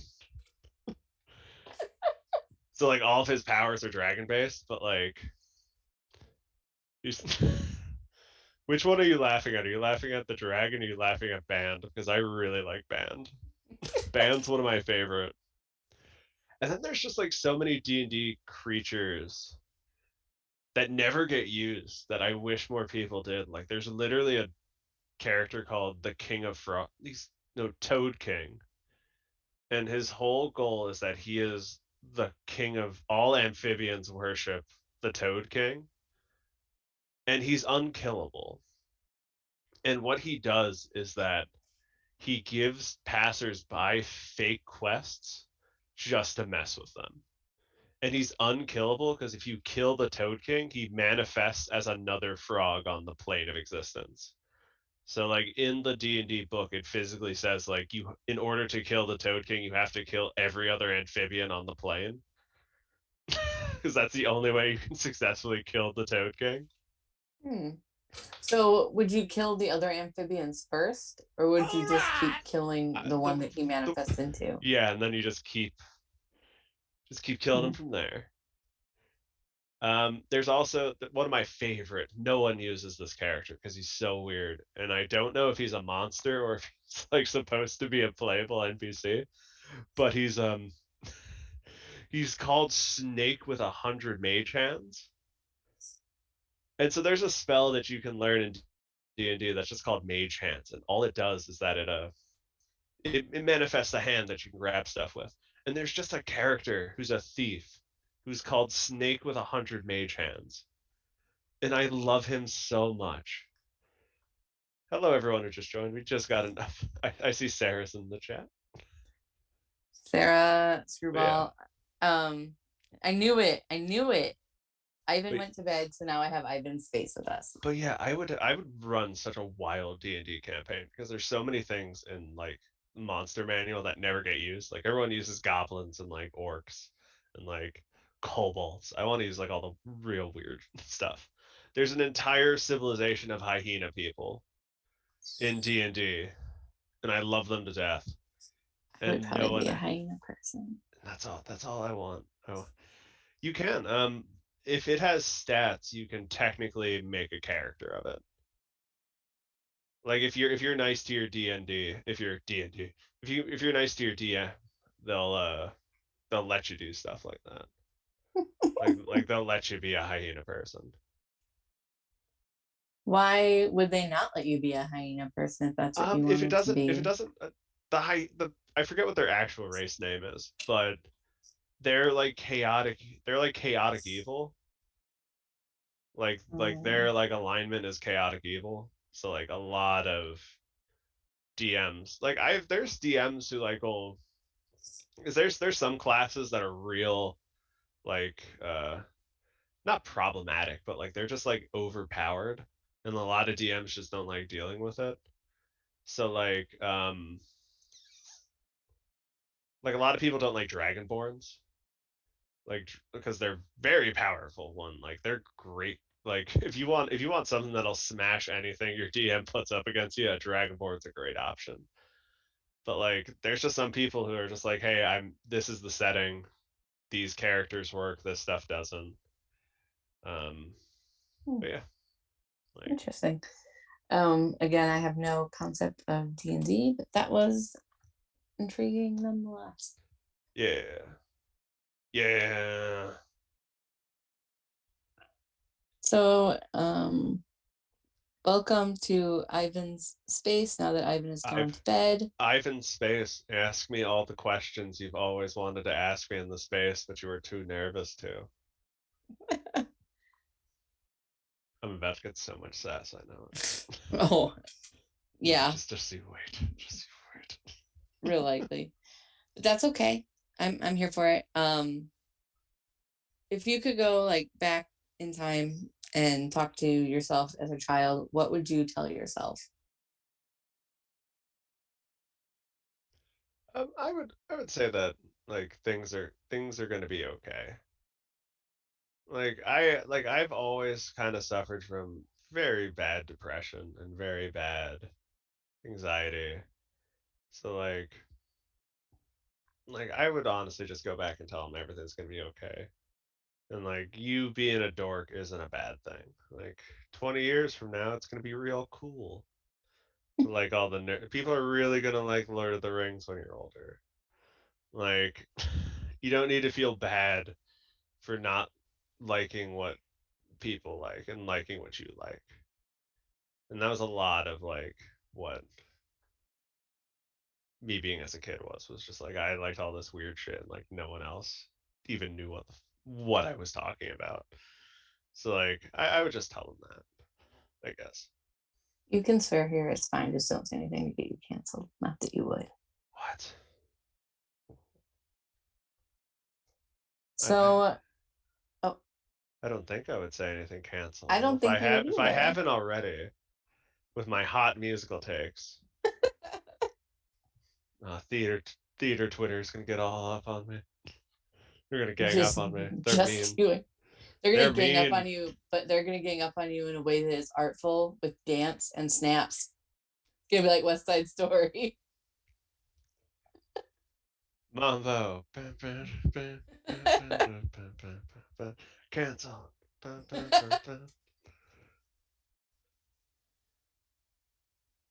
Are you more worried about what is it, the You Jets and guys the ready to? Sharks? You guys ready to mambo? Is ready to. Probably the Sharks, right? Aren't they the antagonists?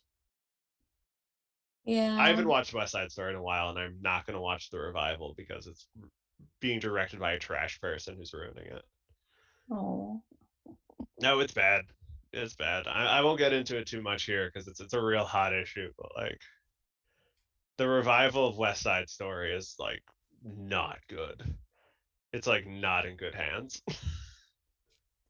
Oh no. I haven't heard much about it, so I'm not as in tune with musicals it, as you might be. essentially, they're cutting off most of the women's parts out of it. Oh, Yeah, that's exciting. yeah. All And three that there there's were like a in the bunch of first problems place. with like the cast and like the director, and the director's been like a notorious scum for a while. So like Don't like that. it's real rough. Don't like that. Well, just have a couple more fun, kind of weird questions, and then we'll go to questions from chat, and we'll go to the lightning round, and then Yes. we'll finish up. Yeah. So, and you and I have talked in spaces. We have space people here, so this is a Are good they? question. I hope they're still here. Maybe Sarah Maybe and I don't maybe know. they're not. I don't know. I bore people very easily, so maybe they I just all haven't been dipped. bored at all this whole Maybe they time. I'm all trying just to think of. dipped. I'm Well, talking about wrestling. I'm gonna leave now. well, regardless of if they're here or not, this is a question from Spaces, so that's why I like to bring it up. Yes. It's not that question. It's a more fair Oh. question. Oh god. So what? I'm not going to mention that one. Oh okay. Um, but what is Which the Muppet biggest? do I find hot? I mean, if you're gonna mention it, Which but Muppet I do I? wasn't going Because to. it's Gonzo. Gonzo was my Because it's pick Gonzo. too. You want to have a fun time in a relationship with someone who doesn't care what anyone else thinks and wants to do whatever any is up to anything, is always gonna have fun. You're gonna date Gonzo. Come on, come on, man. So now that you've volunteered that, my question is, what is the biggest animal you could take in a fight with just your hands and no weapons? Oh, I've debated this so hard in my brain.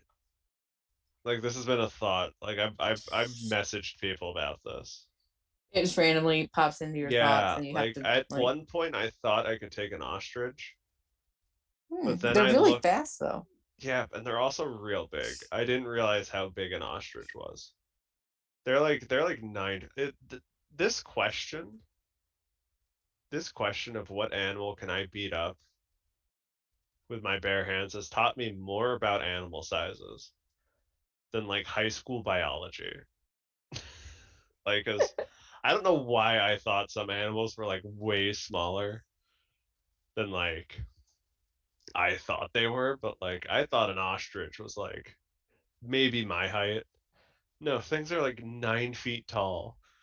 And like they're death machines, and I'm just like, no, I don't know. I thought I could when they were my height. I thought I could take them, but now that I know that they tower over me, I also had the answer of what's an animal that's not going to fight me back, and like but I don't want to fight a tortoise. I just want to be friends with a tortoise. I think I could beat up an emu, like a smaller ostrich. Yeah, I think I'd beat up an emu. like the lemur emu. Yeah, like the emu. Yeah. Yeah, I think I could beat up an emu. Um, I don't know, because it was just like I don't want to beat up any animals. Well, you have to pretend it's attacking you. What can I make hordes of animals? Like I think I could take on 60 woodland creatures. Which woodland creatures? Just woodland creatures, just like any Like like raccoons and medium skunks to and small woodland opossums creatures. and squirrels? I would use my superior height and reach and intellect to outsmart them. I would take out I their leaders, and then while they're disorganized, I would finish off the rest. I don't think that you could take on 60 woodland animals. I'll be honest about it. But I just explained my strategy. If I take out their leadership I don't and know then that that's and how use this my superior works. height and reach,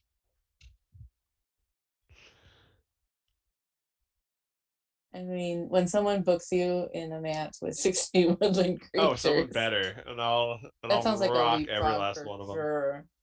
That sounds like a leapfrog match for sure. I'm surprised we haven't had one. I'm surprised we haven't had like Travis Huckabee versus like A bear? versus like several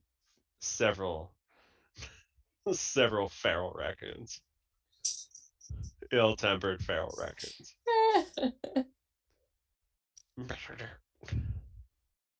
I want to see Max versus 60 squirrels built into like a man shape. Yes, it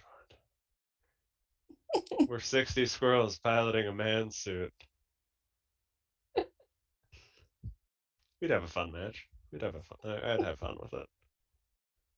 Once You again, make take it out the work. leader. Take out whatever squirrels clearly leading the pack.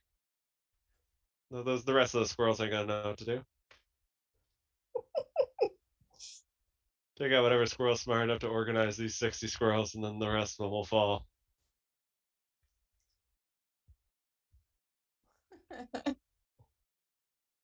So, how do you take your pancakes? In my mouth. I don't understand the question. No, like do you just have like regular pancakes with maple syrup? Do you have like blueberry pancakes? Like I I'm there's I'm so gonna many options. I don't I'm gonna break understand. some people's hearts. That's what I do. I'm a heartbreaker. I'm a dream taker. Heartbreaking himbo over here. Yeah, I'm a heartbreaker. I'm too hot to trot. And I'm a waffle guy, Oh, right? I know, right? wow, No, Max. it's not you. It's the other pancakes we know. If I do eat pancakes, I like protein pancakes. Like, you ever had those Kodiak? Yeah, Yeah, I love the Kodiak pancakes. That's those are usually what good. I have. Yeah, they're fantastic. Mm, That's Chad is losing it. mm, What is happening? I love Kodiak. I usually have mine with peanut butter hell yeah. because I'm weird. I don't think that's weird. I've been that before. It's good. Call me savage gentleman because I ate my pancakes with peanut butter. Yeah, but okay. Better than waffles. Max will not be invited back. I Mm. mean, probably not. I've gone on several tangents.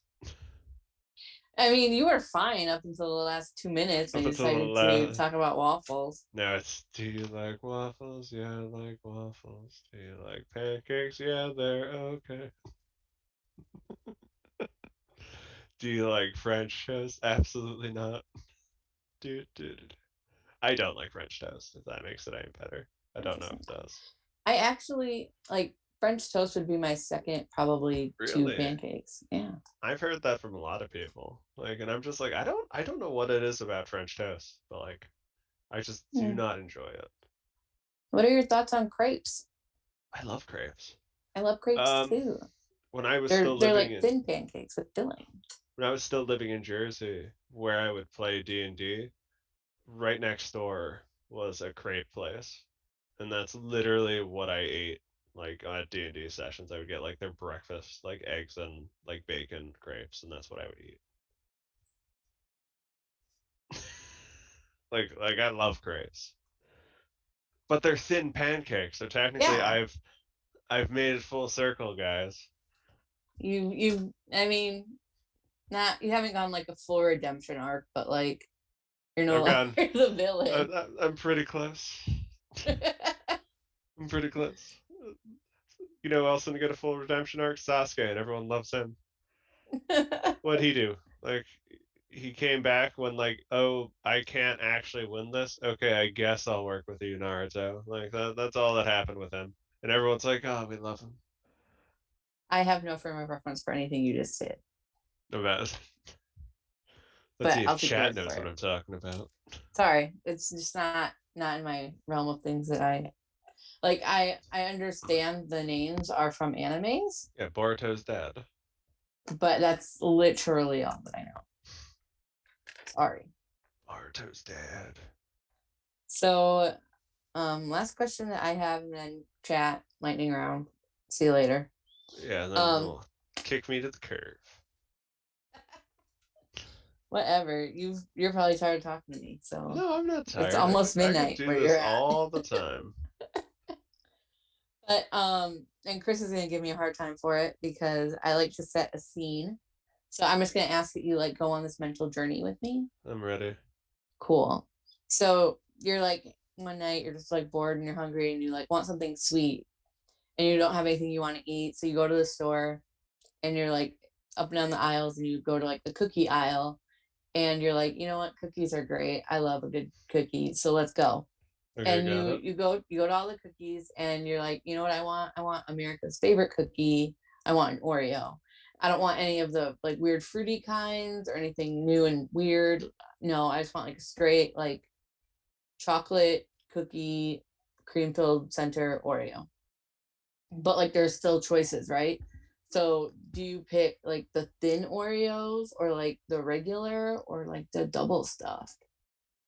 See, so you lost me on that tangent because I love all the fruity new flavors of Oreo. Oh, Oh, there's I nothing love wrong them with so them, much. I was but also that's gonna not say where we're at right now. if the question was which cookie am I picking, it would have been the Nutter Butter, like the peanut cookies. Yeah, those are good. I like double stuffed, honestly. Hell Mega yeah. stuffed. Mega stuffed. That's one thing I do to pancakes every time I go. Don't This is a bit I do with pancakes all the time.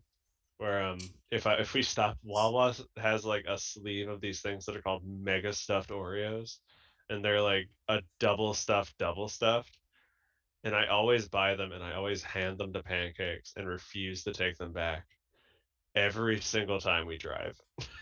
Why? I just think it's funny because Well, he doesn't know how to like react to it. So like I'm just like, here, take this. Just like, why are you giving me? Just because I thought you would like them pancakes. So he ends up eating like 6 mega stuffed Oreos by the end of the day. Uh, so I will say that is the unofficial correct answer to that question. yes, it's double So stuffed. excellent. Yeah, Excellent. people in the chat, if you are ever on a show where you know Pancakes is booked, throw mega stuffed Oreos at him instead of streamers, or hand them to him at his merch stand. Just if we all do it, if We'll make I it a just do it, thing. if I just do it, it's a bit. If two people do it, it's two people who are having a laugh. But if 17 people hand pancake sleeves of mega stuffed Oreos, we just created a movement. I think we can make that a thing if I ever am at a show that Pancakes is booked on, which is probably very slim, if I'm being honest, just based solely on where I live. But Yes. Throw mega stuffed Oreos at pancakes. I'll probably just give it to him at like the Send merch them in the table either mail. before or after. Send them in the mail. Just mail it mega stuffed Just Oreos, mail him mega stuffed Oreos. but with no return address, so he has no idea Yeah, where it's just coming no. from. There's no. Just random. It's like, oh, people keep sending me mega stuffed Oreos, and I don't understand why. Oh. And he'll never see this and never hear about it, and he'll never No, know. he probably. He's too busy like learning arm drags or whatever he does. Busy being pancakes. And being pancakes, oh boy. I gotta watch King of Trios 2016 for the 15th time this week. I don't have time to watch my friend on a podcast.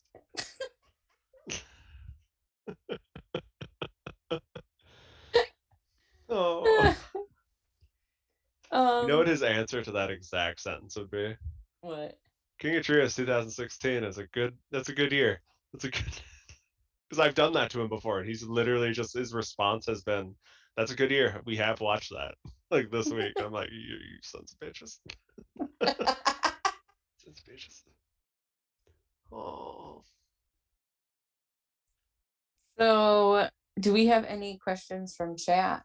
chat, ask me your darkest secrets. So we got a couple. Yeah. Max, thanks for joining us tonight. Oh, you're And welcome. you did a phenomenal job.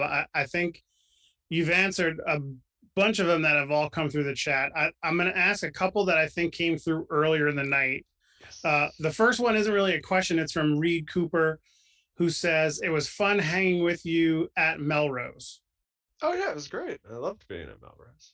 And I think also he put in that he felt like a dork that he didn't tweet you to say thank you for hanging out. Oh, I think no, that was all good. I think that was the second half of Reed's statement there. So first question comes from Vic Sage, who asks the normal Vic Sage question: who do you think has the best gear of all time in wrestling, in your opinion? That's a hard question. Oh my god. That is a very hard question.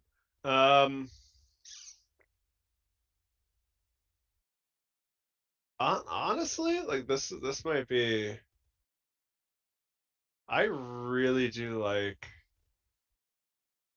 Kenny Omega's gear, mainly because all of his stuff is a reference in some way, and I enjoy putting my nerd brain to work trying to figure out what the reference is because it's not always like direct.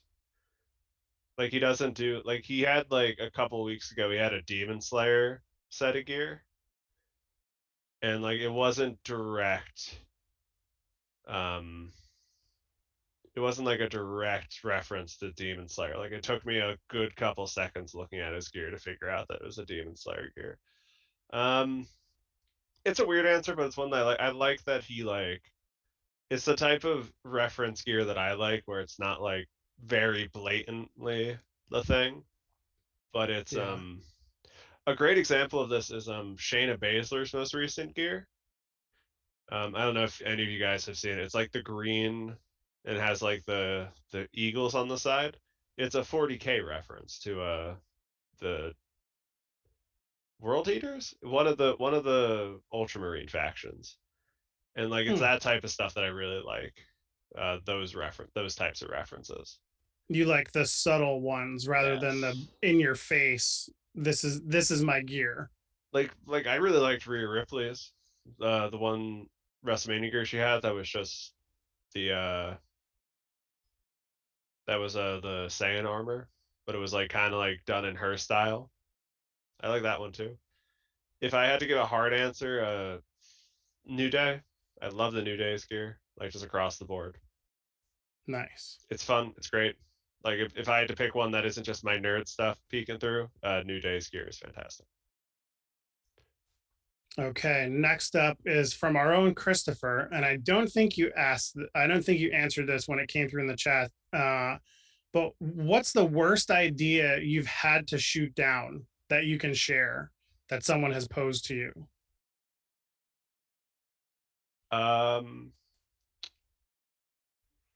The worst idea someone has proposed to me. I don't know because if it's plausible, like I am all for if it's like a wrestling move and like someone can accurately explain it and like I can visualize it, I'm pretty good with it. Like there's very few moves that I've turned down. Like I'm always up for pretty much anything.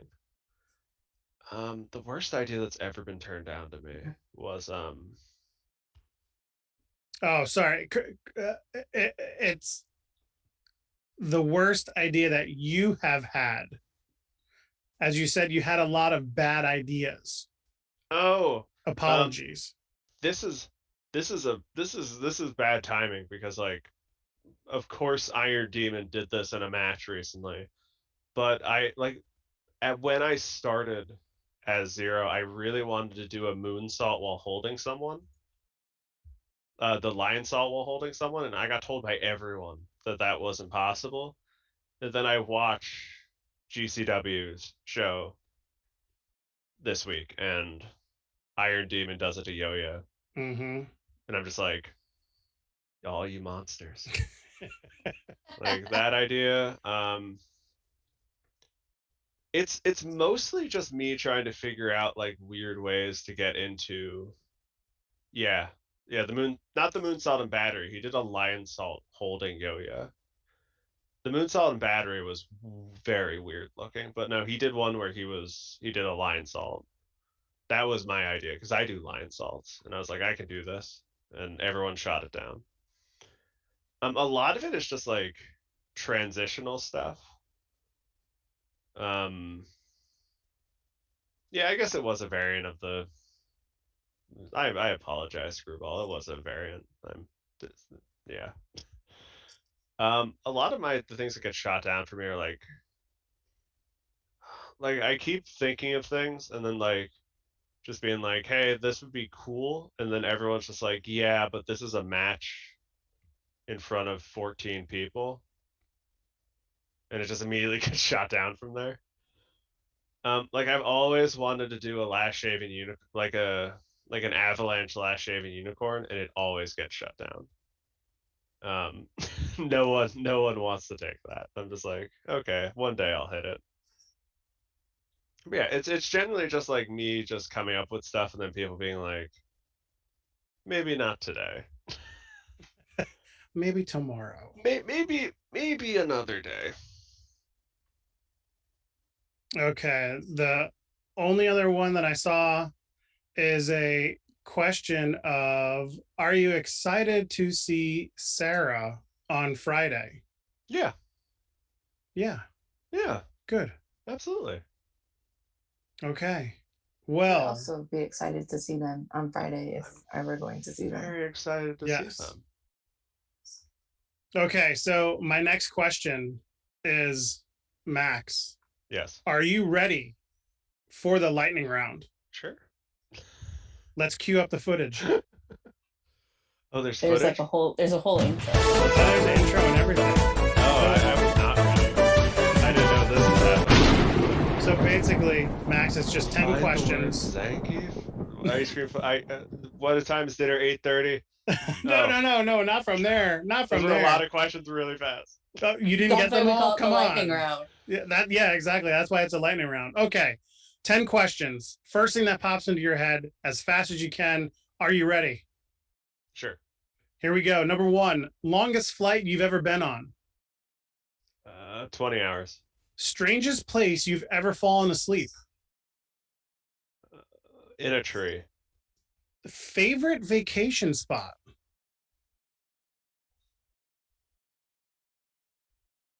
Disney World. When did you get your first cell phone? 14. If you could have a superpower, what would it be? I would like to be super strong, I guess. Any show from a streaming platform that you embarrassingly binged. Smallville. Something you're great at cooking.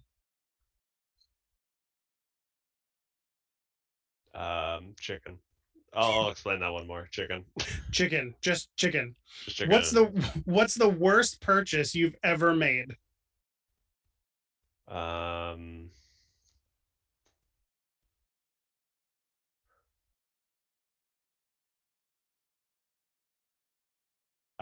don't know. Nothing's coming to my brain. Favorite holiday. Christmas. And finally, number 10. What's the craziest dare you've ever taken? I did a Fear Factor challenge, and I will explain more about that. I just can't do that in the lightning round. There's not enough time. No, not enough time. Well, that was 10 questions. That was a lightning round, the worst segment of the interview. But Max, thank you for answering our questions. Oh, you're welcome. So see, now you need to explain chicken and oh my gosh, I just lost it. Was it the weirdest dare? Yeah. Bingo. Chicken, I can pretty much make any type of chicken, like any chicken dish, because it's mostly what I make for my meal prep. So like I've gotten fairly good at making very tender and very juicy chicken in almost any type of any type of thing, like cast iron, slow cook, oven roasted. Like I've just become very good at it. We did talk about chicken parm before Yeah, we went live. Max Zero, master of chicken. There's not enough time. There is not enough time. So the fear factor thing. Our school, like, I think it was for a fundraiser for like the student body. This was in college. Did a fear factor challenge, and I got dared to do it by my roommate. We kind of dared each other. And why it was the worst thing I dared was because one of the sections of the fear factor challenge, it was 3 rounds, and you got eliminated if you couldn't complete the previous round. Was they made us hot dogs, but what the hot dogs were is that it was essentially a bun, and then they filled it with insects, and they poured like pickle juice and like jalapeno juice and like all this really gross stuff on it, and there were 5 of them, and the teams were 2, and we had to eat all 5 as a team, and the first 2 to finish would move on to the finals. And what happened was I ended up eating 4 of the hot dogs because we had already gotten to the semifinals, and my roommate ate 1 hot dog and tried to like eliminate our team. So I was just like, no, we're not doing that. So I just ate 4 of these horrifically bad hot dogs. And like the fear factor, all 3 challenges were so bad and gross that subsequent years after that they made it less gross. Like the food challenge and the second one that I did, because we did 2 of them. Like we got like 300 You bucks did this for to winning. yourself twice? Well, we got like 300 bucks for winning. So like each. So we were just like we're cool. And we were just like, let's do it again, because like we had fun. And the second year the food was actually like not bad. Because what had happened was they not enough money. Not What enough money on happened the planet to make you what do what that. happened Blech.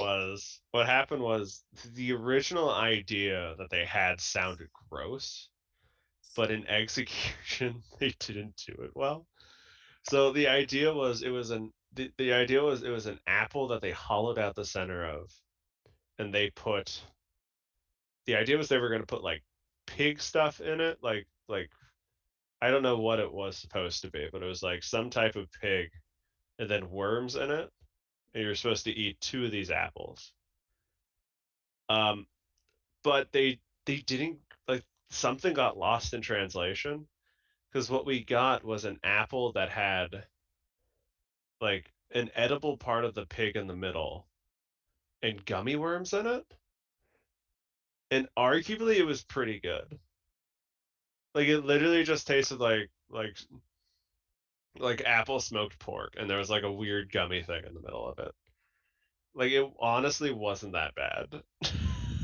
Like Yeah, they probably were like, no, we're not going to use real worms because that's disgusting. yeah, I think something happened because they just put gummy worms in there. It's like, this is honest, because I remember me and my partner were literally like, this is honestly pretty good, and there were people who just like wouldn't eat it, and we're just like, this is fine. Yeah, that would have been tolerable.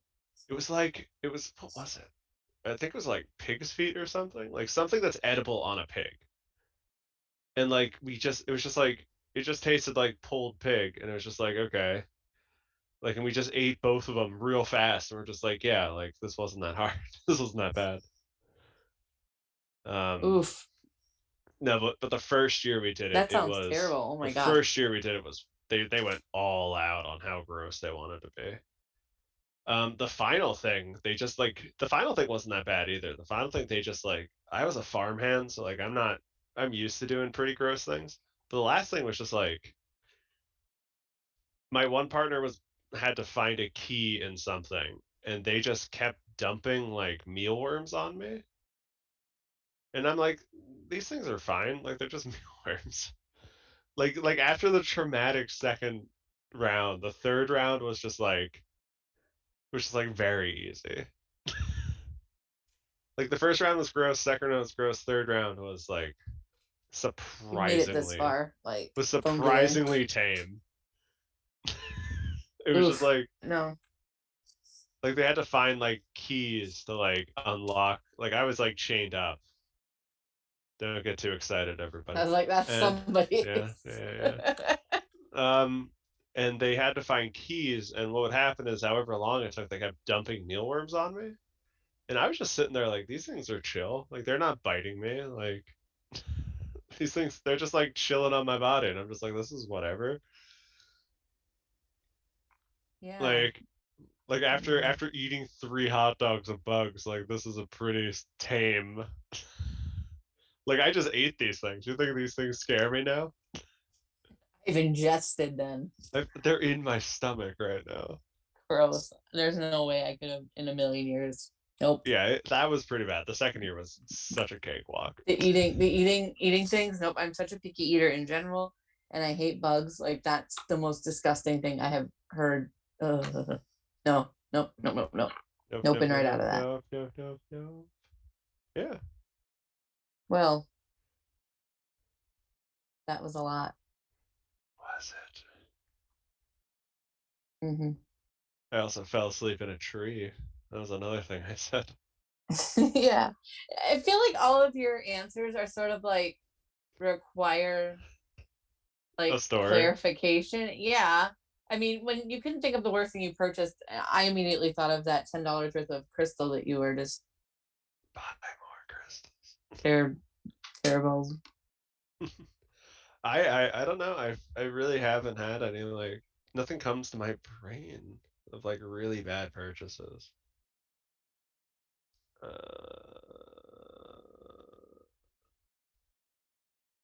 Sometimes. Yeah, I don't know.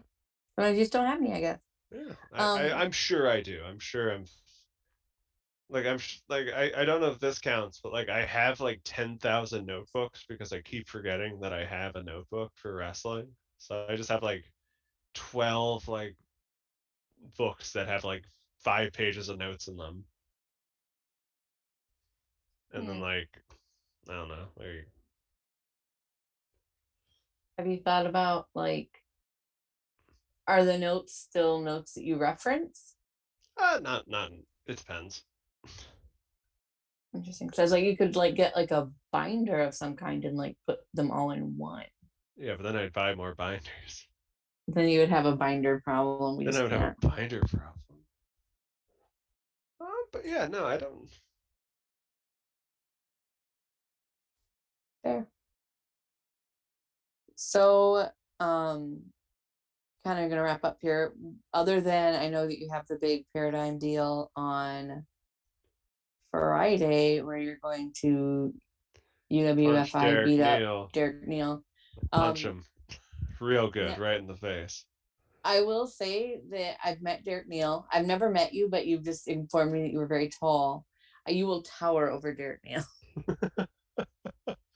Yeah, it's easier to punch him in the face. Just gotta So punch down at him. Shorty.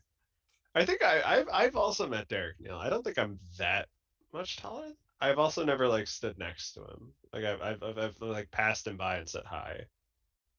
like 'Cause I don't like he was I'm at. 5. Oh, I'm sorry. No, you go. Go. No, you go. No, how tall are you? I'm 5'4", and he's not that much taller than me. Ah. Like, I don't remember looking up and saying, "Wow, you're tall." Oh, you're tall. But yeah, I'm gonna punch him in the face.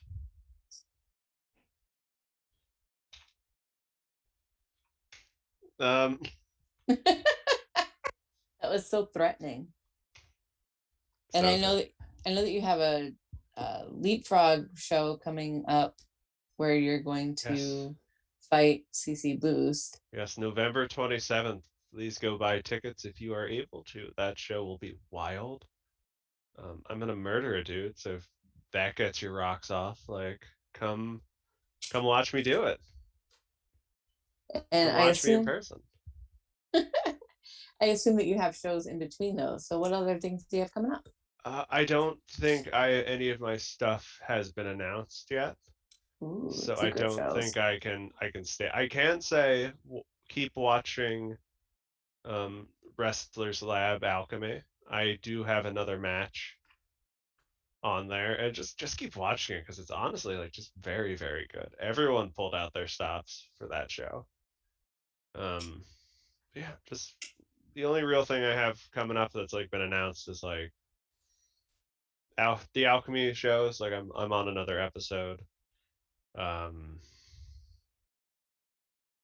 I don't think anything else has been announced on anything. I'm going to be on another podcast. Ooh. Let me just double check before I start spewing random nonsense.